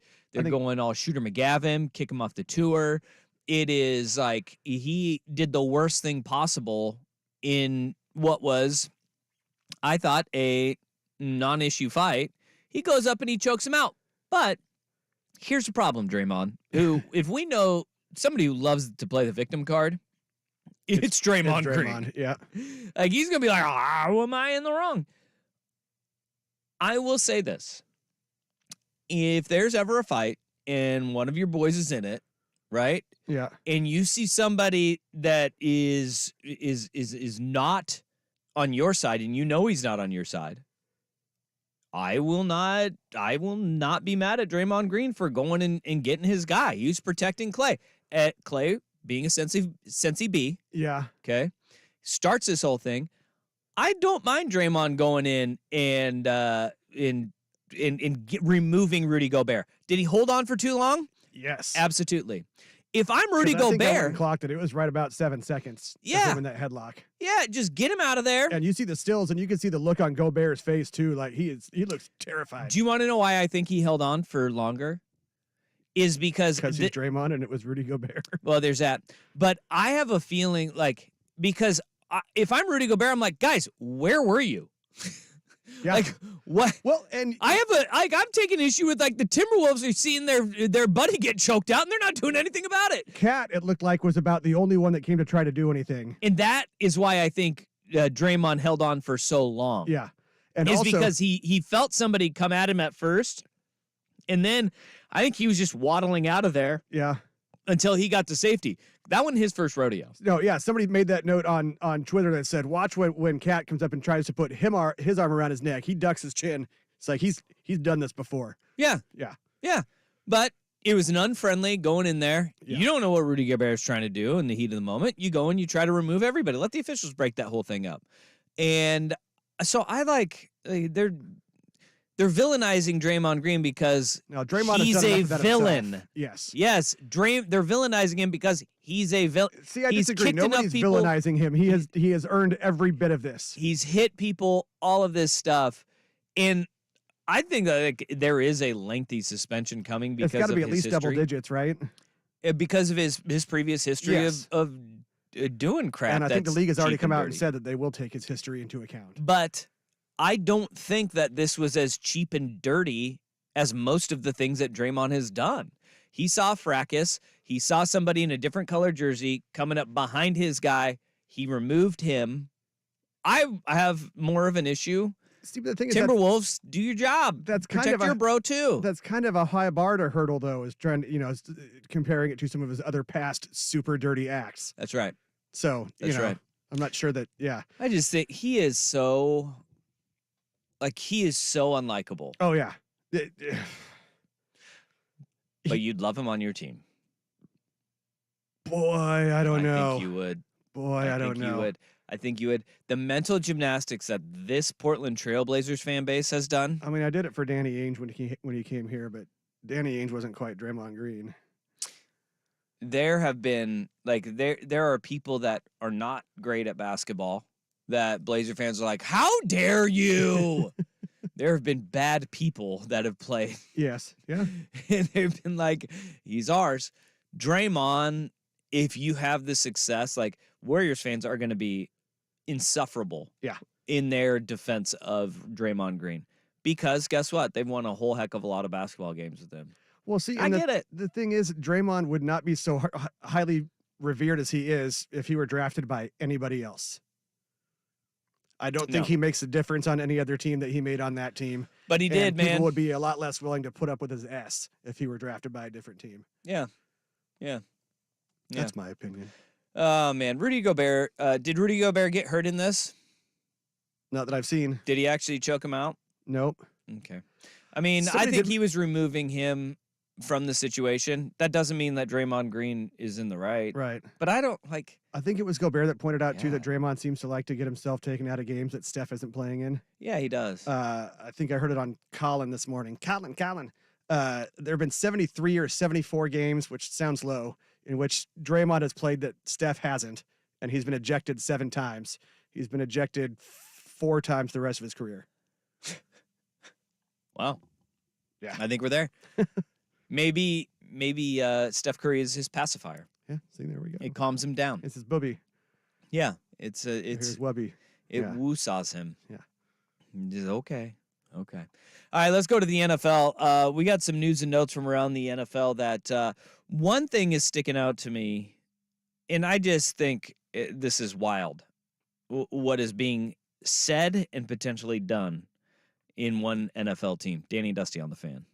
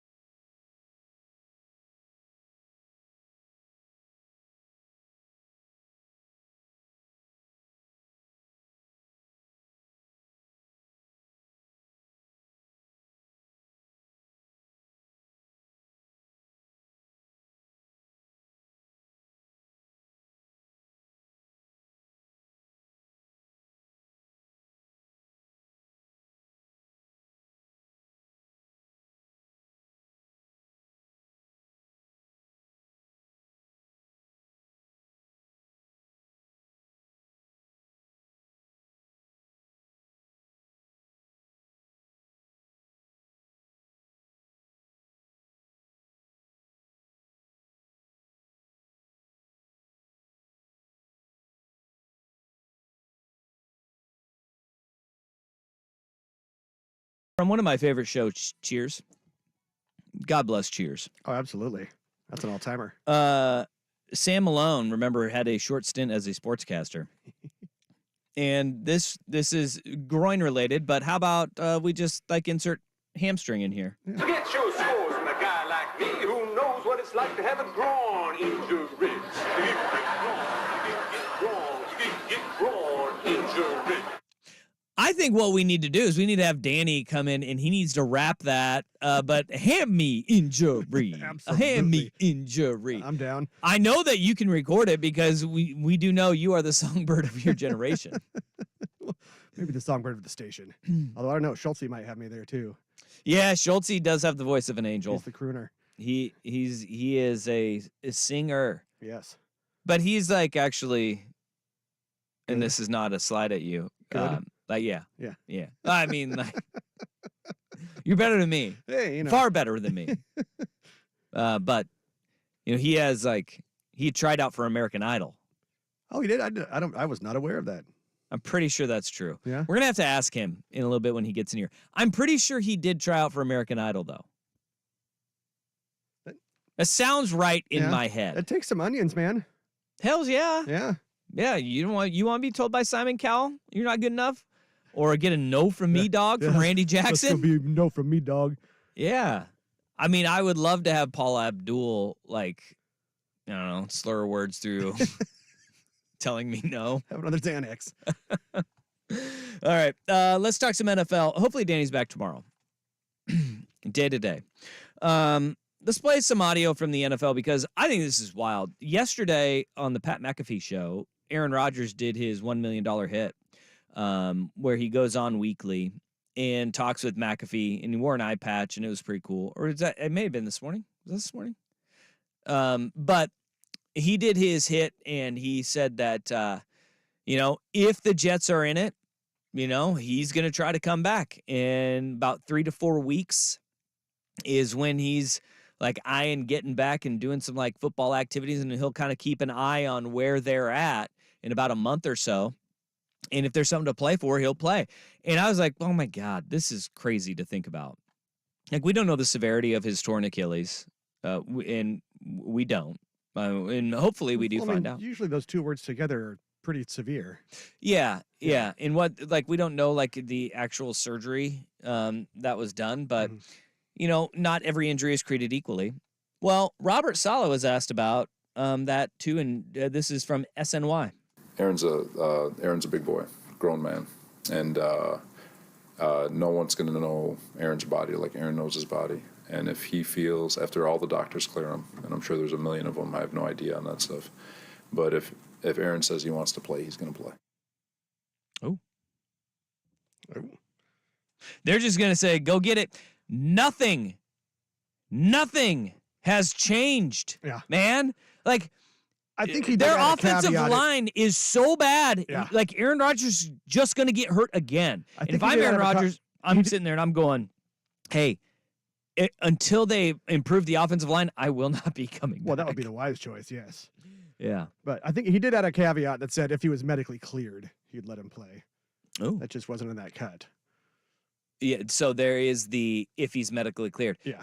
I'd be very cautious, and I understand Aaron Rodgers is a competitor. I love that about Aaron Rodgers.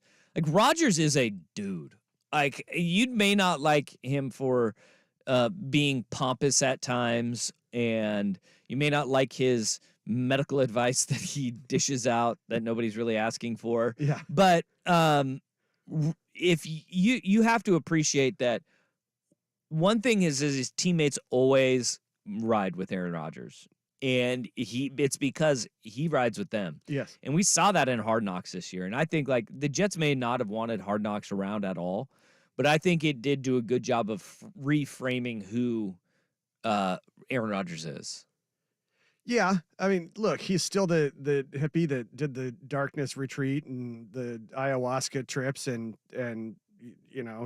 lied about being vaccinated and now says he's undergoing a different procedure for his torn Achilles and he could be back in 8 weeks. And so, I guess take everything he says with a grain of salt, but you're right. His teammates It's like the Edie McClurg says in Ferris Bueller. They all adore him. They Yeah. think he's a righteous dude. They do. He's a righteous dude. Well, and we went over this the other day. There is one game separating the Jets from the playoffs in the 7th seed right now. They're 4-5 on the year. Bananas. And 5-4 is the Houston Texans of all teams sitting in that spot that could go and snatch a wild card spot for the right to go and lose to the Kansas City Chiefs. But if I got, like, if you're telling me I get, I guess the Chiefs would get a bye. But if I get you could throw any of these teams at me. If I get Aaron Rodgers versus Patrick Mahomes, Lamar Jackson, Trevor Lawrence, I'm in. And right now, those are your top 3 seeds in the AFC. Mm. I mean, if I get any of those, I'm happy with that. Yeah. I would love to see that. So sign me up. But I'd be very cautious if I'm Aaron Rodgers because their offensive line, and I was saying this from day one, is not good. Yeah. And he is going to take hits. And even if you do come back and you are medically cleared, if you're rushing this thing back at all, it could be just a couple hits again, and you got another injury because he ain't getting any younger, brother. Well, and the other thing, too, is there are still basically 5 other teams ahead of them, too, while they're only 1 game back with the Broncos right on their tail. And so, I mean, yeah, it's possible. Is it likely? Nah. But Dumb and Dumber, you're telling me there's a chance. Right. So you're telling me there's a chance. All right, we talked college football playoff in hour number 1. We'll revisit that because we talked to Dave Bartu of the College Football Matrix. The planets are aligned. Next on The Fan.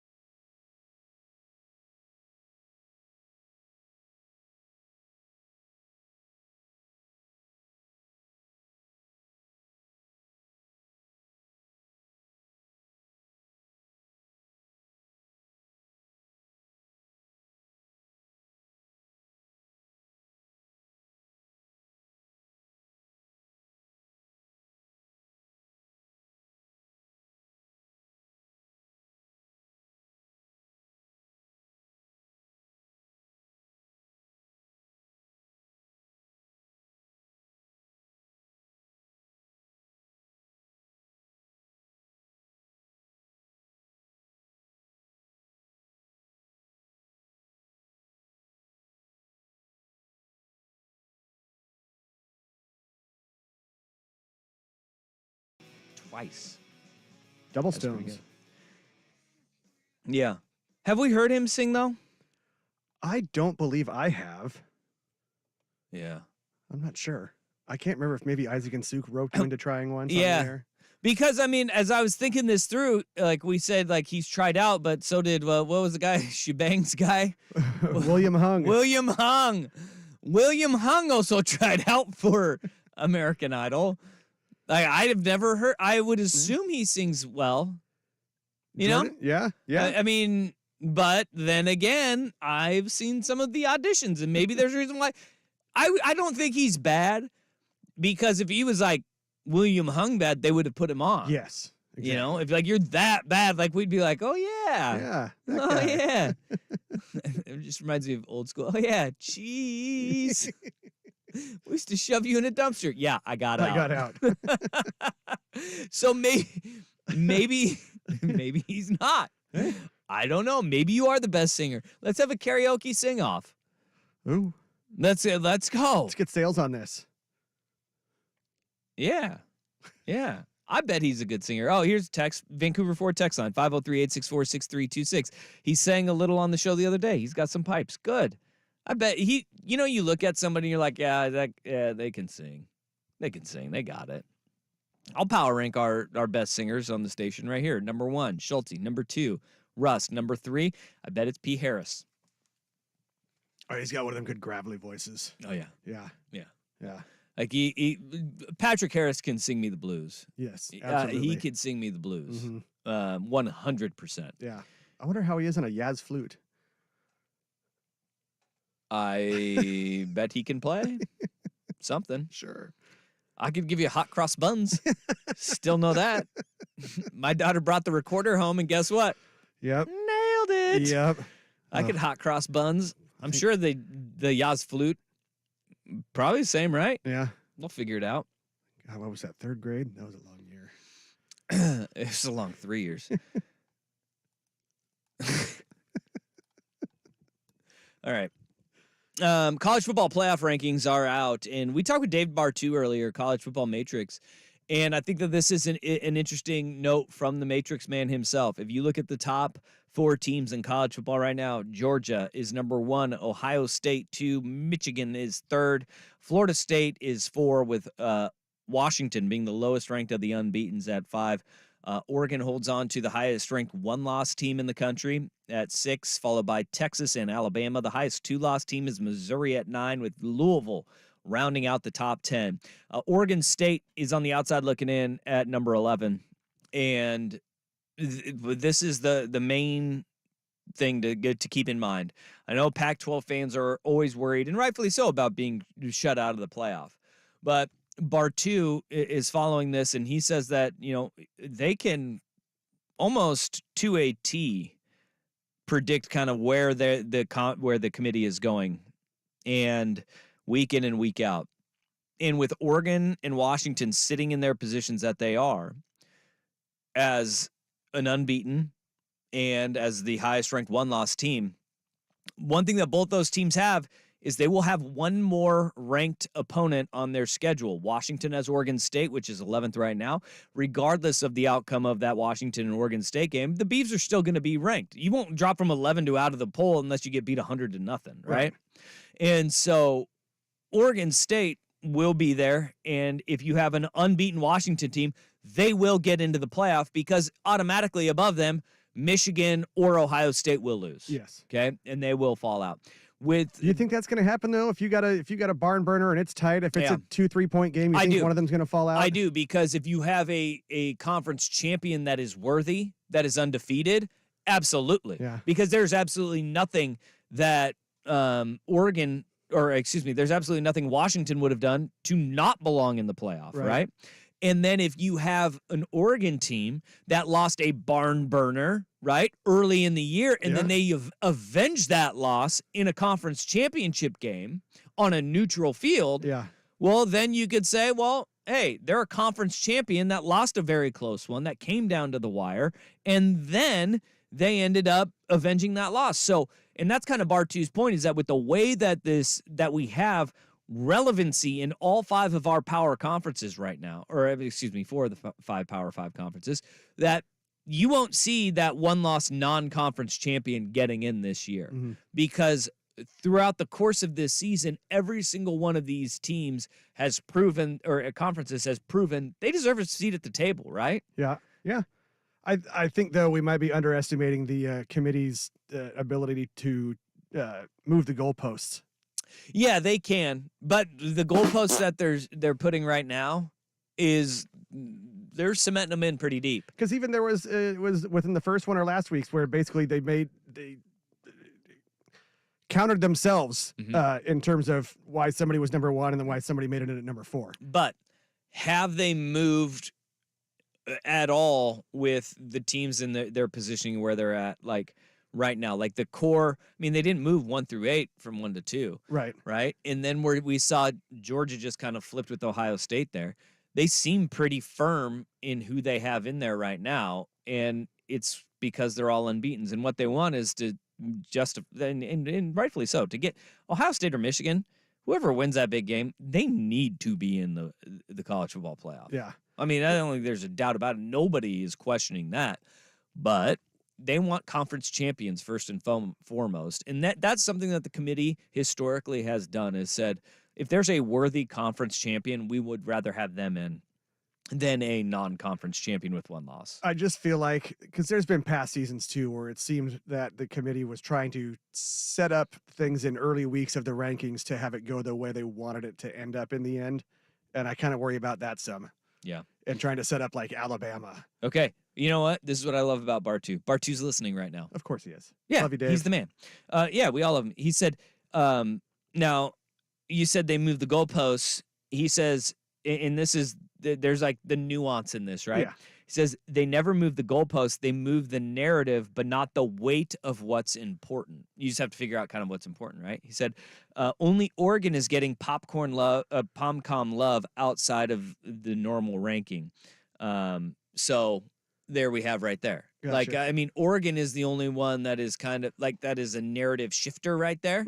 So I like it. I like it. Just don't listen to the narrative. Look at the teams, and they'll tell you where they are. And that's one thing that we've never had, like a team come out of nowhere where we're like, "Whoa, where did they come from?" And the committee's like, "Gotcha," which that would be fantastic if they did it 1 year. And if there's 1 year to do it, it's the last year of the 14 playoff, right?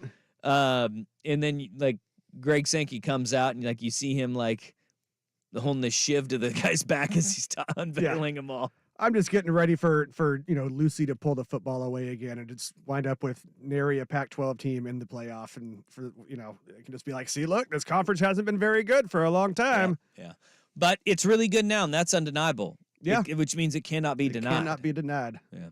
503-864-6326. That is the Vancouver Ford text line, where we got playoff committee and we have hot fan host singing takes coming on. Right now is Rust with SportsCenter. Now, from the Spirit Mountain Casino Sports Desk, a SportsCenter update on 1080 The Fan. This update brought to you by Stanford's. The classic American steakhouse has exactly what you've been craving. Visit them in Clackamas, Tannisbourne, or online at stanfords.com. First on The Fan. Indeed, a change at the top of the latest college football playoff rankings as Georgia leapfrogs Ohio State for that number 1 spot. Michigan and Florida State complete the rest of the 4-team bracket, with Washington and Oregon still on the outside looking in at 5 and 6. Oregon State up 1 to 11. Arizona moves up 4 spots to number 17, and Utah falls 4 spots to number 22. In the NFL, Browns quarterback Deshaun Watson will have season-ending surgery to repair a fracture in his throwing shoulder. Head coach Kevin Stefanski says Dorian Thompson-Robinson will start against the Steelers with P.J. Walker as the backup. Bears head coach Matt Eberflus says he expects quarterback Justin Fields to start Sunday against the Lions. He's missed the last 4 games with a dislocated thumb. Bengals receiver T. Higgins will miss his 2nd straight game with a hamstring injury tomorrow night against the Ravens, but edge rusher Trey Hendrickson will play after suffering a knee injury against the Texans. And fresh off a last night in Salt Lake City to the Jazz, the Blazers back home tonight hosting the Cavaliers. Portland 10.5-point underdogs. It's a 7 o'clock tip on Root Sports Plus. More sports scores and stories in 30 minutes. I'm Jeff Rust at the Spirit Mountain Casino Sports Desk. Watch and wager on pro and college football from across the country at Spirit Mountain Casino. Learn more at spiritmountain.com. Tired of getting dinged by subscriptions? We won't send you a bill. Portland's sports leader, 1080 The Fan. Get the home field advantage every time with Fairfield by Marriott, official hotel partner of the NCAA. Whether you're a student athlete working toward your championship dreams or your team's biggest fan, Fairfield by Marriott has everything you need to get ready for game day. From comfortable guest rooms to complimentary hot breakfast, Fairfield is part of the Marriott Bonvoy portfolio of hotels and official hotel partner of the NCAA. Visit fairfield.marriott.com to book your next game day stay. O'Reilly Auto Parts' new Brake Best Select Pro brand raises the bar for the best aftermarket domestic brake pads and rotors available. For vehicle-specific friction formulations, QuietTech noise-canceling shims, and stainless steel hardware, choose Brake Best Select Pro. Professional-grade brakes from the professional parts people at O'Reilly Auto Parts. O'Reilly Auto Parts. You have 3 ex-wives and your current trophy wife wants a life insurance policy 3 times the size of the policies you had to purchase for your previous mistakes? If so, you need to call Big Lou at Term Provider, 800-700-6898. Big Lou is intimately familiar with your problems, and if you're 50 or 60 years old and in reasonably good health, a $1 million policy should only cost about $100 to $200 per month. Big Lou may have a solution for your previous policies as well. You may even save enough money to lighten the load on your new $1 million policy. Remember, call Big Lou. He's like you, except he's only on number 2. Call Term Provider at 800-700-6898. That's 800-700-6898. For $1 million in term life insurance that you can live with. Call Big Lou at 800-700-6898. 800-700-6898. Mow, dig, haul, lift. The versatile Kubota BX Series subcompact tractor does it all. Switching attachments is simple, and a smooth hydrostatic transmission makes for easy operation.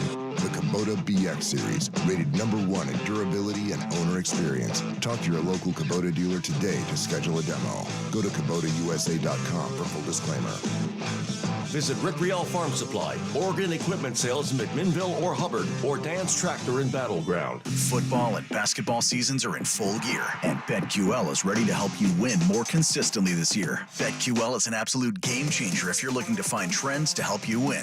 Make smarter bets on spreads, totals, player props, and more. BetQL has already helped over 300,000 people with powerful analytics and community insights. Don't fumble the ball at the goal line or airball any free throws this season.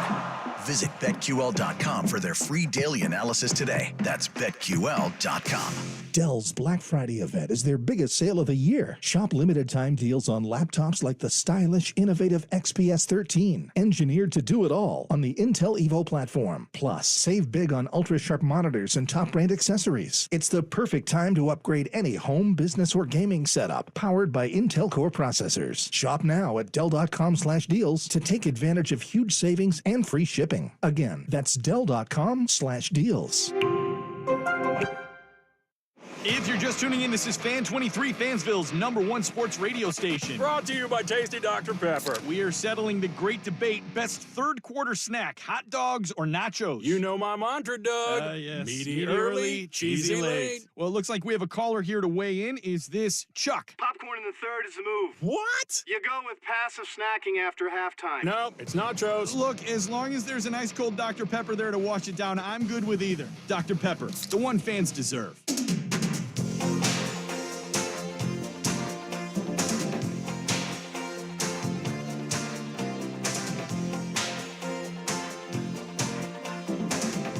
This is Danny and Dusty on the Odyssey app and Portland's sports leader, 1080, The Fan.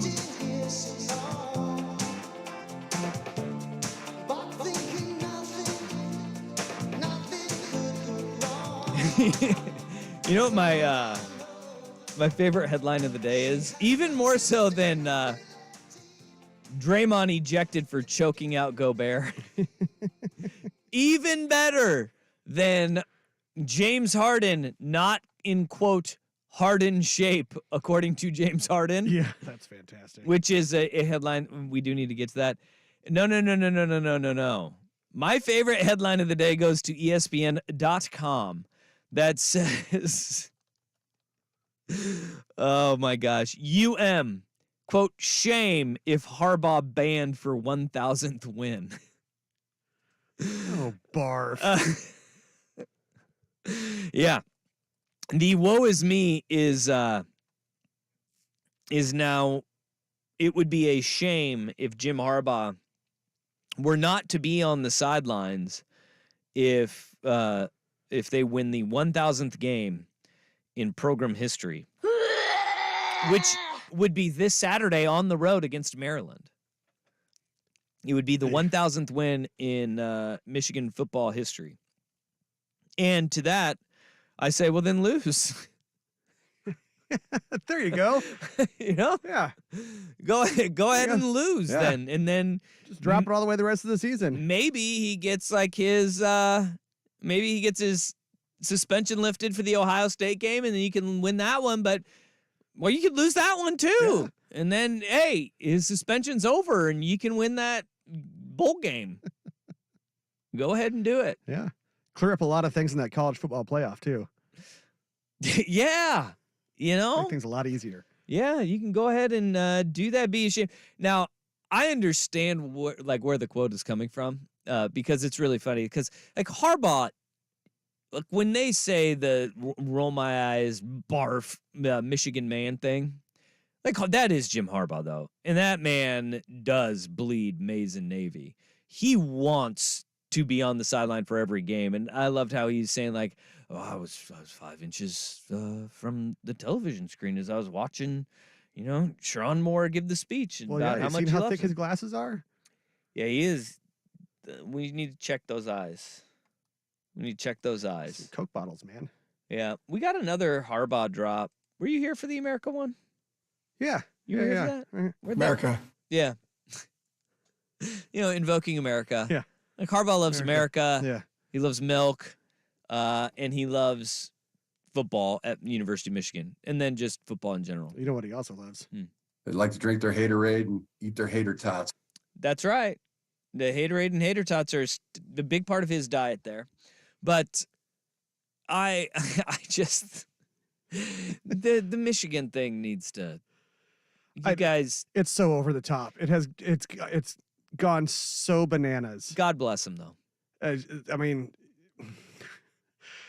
You couldn't, if somebody wrote this the way it has turned out, like for a movie, they'd be like, no, stop. This is terrible. Can we talk about due process too, which everybody is talking about? Like Jim Harbaugh needs due process, like he's actually facing prison time and that this is an actual. Yeah, this isn't a court of law.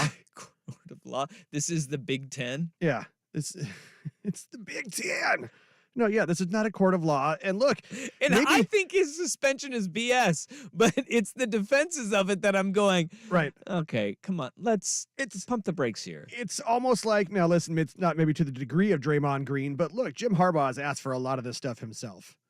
By the way, he thumbs his nose at a lot of rules and regulations and plays in the gray area. Yeah, that is one thing you ask USC. If you are defiant to the NCAA, they will find a way. But this is even different because this is the Big Ten that's doing it. Yeah. This is these are his own people that are doing it to him. And I think it's the conference that named their divisions Legends and Leaders. That's right.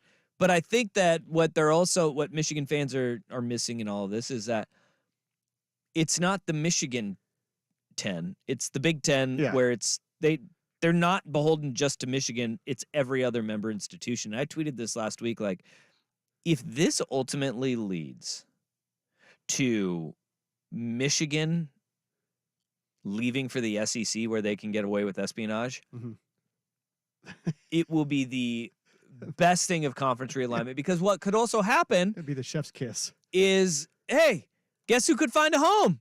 Oregon State. Hey. And how great would it be if the Beavs are like, oh, screw all those teams in for the Big Ten. Michigan goes to the SEC, and they're like, hey. I was wondering, do ya got a spot?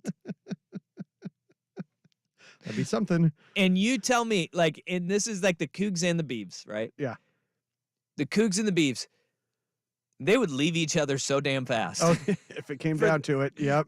For that security. Yep, right back down to the self-preservation, wouldn't it be? And I know that Beavs and Cougs fans are going to get very mad at that and say we would never do that. Mm-hmm. Yeah, you would. Yes, you would. And it's okay. Just like the other teams did.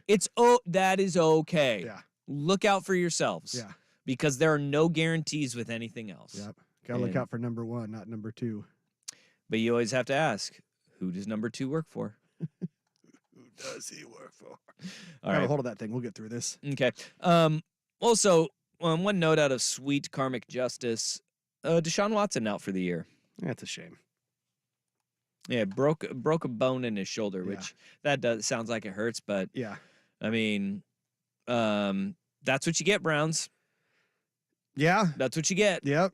And I love all the people online that are like, oh, I can't believe you're piling on a guy and saying karma, isn't that? I can't believe you'd wish an injury on somebody. And no, I don't. I didn't wish the injury upon him. Yeah, I don't feel bad for him. No, I think that's what it is. I don't have to either. Yeah, yeah. Or the Browns, their dumbass decisions. Yeah, that is a guy that I can never root for. No, ever. Nope. And you can have the most adorable 50-yard logo with Elfie the Brown, and I still am not rooting for the Cleveland Browns. How many years has he got left in his? Is it 4 more years? I think it is 4 more years. Okay, so he's not playing anymore this year. You got 4 more years at 17, 34, so you got 68 games. How many of those 68 games remaining on those 4 years do you think he plays? Ooh. I don't know. Oh, he's got 3 more years. 3 more? Yeah. Okay, so that puts us at what, 51? How many of those 51? He's got 3 more after this one. He's got I don't know. I mean, he got the injury luck. Hopefully he gets back on the field if you're I don't know. This is kind of a fluky injury, but he hadn't been right all year. Yeah. All right. I'll go with about hate to see it. I'll say like what out of 51? I'll go with 35. Maybe he makes about 2/3 of them. Maybe. Yeah, I'll go 40. Yeah. I'll go 40. All right. All right. Oh man. 503-864-6326. Danny and Dusty on the Fan.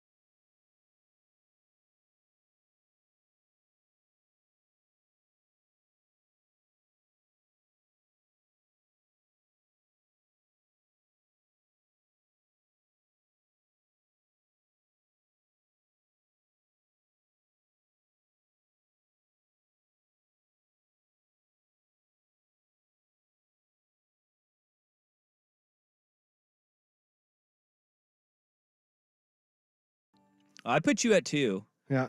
With P. Harris at 3 and then Rop at 4. He's saying that he should be at number 2. He thinks he's better than you. Ooh. All right. Well, hey, underestimate me at your own peril. Well, he said he goes, you got to have your works out there because we were talking about Patrick Harris and his viability on this list, Mm-hmm. and we just don't know. Like I feel like Harris is somebody I want to have sing to me.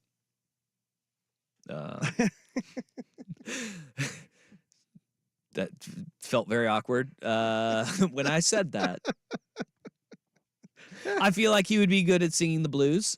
But Rop is throwing it down, saying, "No, I'm better than Jeff Rust because of what he has put on tape so far." Adelaida.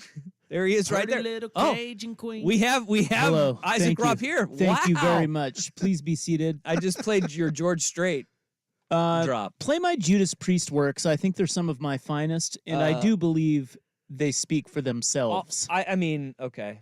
Here we go. Can I have find them for you? Yeah. Yeah. I'll find them. Okay. They're on a different page, unfortunately. Okay. So Why don't you come over because we're here really organized. and you play the hits of when I ever up. I just went to the Rop page, and there's a lot of you singing. I got a couple here. But he's got his works out there, and he wants to defend himself. Maybe we just There have we go. an old fashioned sing off. No, Rop is going to play it Oh, he's himself. got it? Okay. Yeah. Here we go. We're ready. Rockin' to the door. I mean, come on, dude. Here's another one. You ready for another one? Yeah. Can you compete with this, Rust? You got another thing coming. Yes. I mean, come on. Dude. All right. Now we need to have a good old fashioned sing off here. At some point, I mean, we can't do it all in one segment of radio, especially at the end of this show. But we need to have a 1080 The Fan karaoke night. I feel like this is something that should be. It should happen. I think sales needs to get on that. Yeah. I think there's a 20% chance that Rop actually shows up to something that is like a station event of that nature. Yeah. I think. I mean, we could Fair bill enough. it as the karaoke night, but if it's after the work hours, I don't know if he's gonna even commit to showing up for that. Well, and also got to make sure that it wouldn't be on a Vegas weekend or That's leading right. up to some. I need to be paid. You need to be paid for it to be. And I have a writer. It's not that talent fee. Yeah. Yeah. My writers aren't crazy. What is on your rider? Green M&Ms only? No, everybody always says that, but it's not. Mm. I can't tell you. They're private. But Mine's I pretty just easy to figure out. yeah, He's got Jägermeister. a lot of booze. Yeah. Isn't that the wildest thing that Yeah. he used to be a Jaeger guy? He Yeah. claims no longer. Well, no, but you know what? Before a night like that, yeah, there might have to be a Jaeger bomb or 7. What is the most Jaeger you drank in a night ever? I might have hit a bottle. Yeah, that's disgusting. That is. Can so I just say disgusting. that Jägermeister is probably the most vile alcoholic drink that's ever been out? I mean, No, it's not there's even a drink. worse. No, because like it It's has. disgusting. Southern Comfort. Oh no. No, Southern Comfort's it's better than terrible. Jaeger. No, it's better than Jaeger. Like Ouzo is black licorice flavored, but Don't what mind is- Ouzo. because it's not as thick as Jägermeister's. Jaeger's just like thick and Awful. gross. Like Ouzo just has the black licorice taste. It's not nearly as intrusive as Yeah. Jaeger. And Rusty's no longer a Jaeger guy. That should tell you all you need to know. Yeah, he quit the Jaeger. He finally, he was like, Yeah. oh yeah, you know what? This does suck. I'm going to drink something I good. realized it wasn't 23 anymore. Well, yeah, because yeah. 23-year-olds are dumb. Like 5 years ago. No, it's been longer than that. I think this was before we had kids even. So Okay. it's still probably mid-30s, but Mid-30s, but you weren't 23 anymore, and you realized yeah, that I did. finally. Just took a little while. All right. Mm. But Schultze is a good singer, though. Yeah, he's. You have is he in verified there? that. Yeah, he's in He'll there. sing for you. He will? Yeah, he's not shy. Yeah. I don't want I to want him to He's getting his sing. headphones ready. I want him to sing. I want Yeah, to hear you he's sing. really Will you good. sing for me? He's a crooner. Yeah.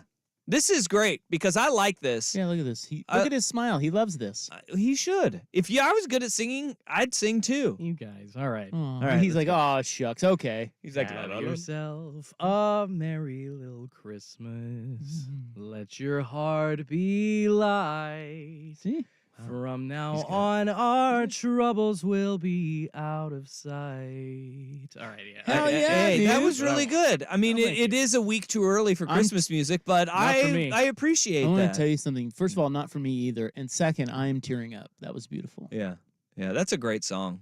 Bublé's Christmas stuff is phenomenal. He's like, he's kind of like Bublé He is. without any of the other qualities, you know. Yeah, But yeah. he can sing a little. Like what? Being He's a number handsome one. Canadian? Look, I can't compete with that.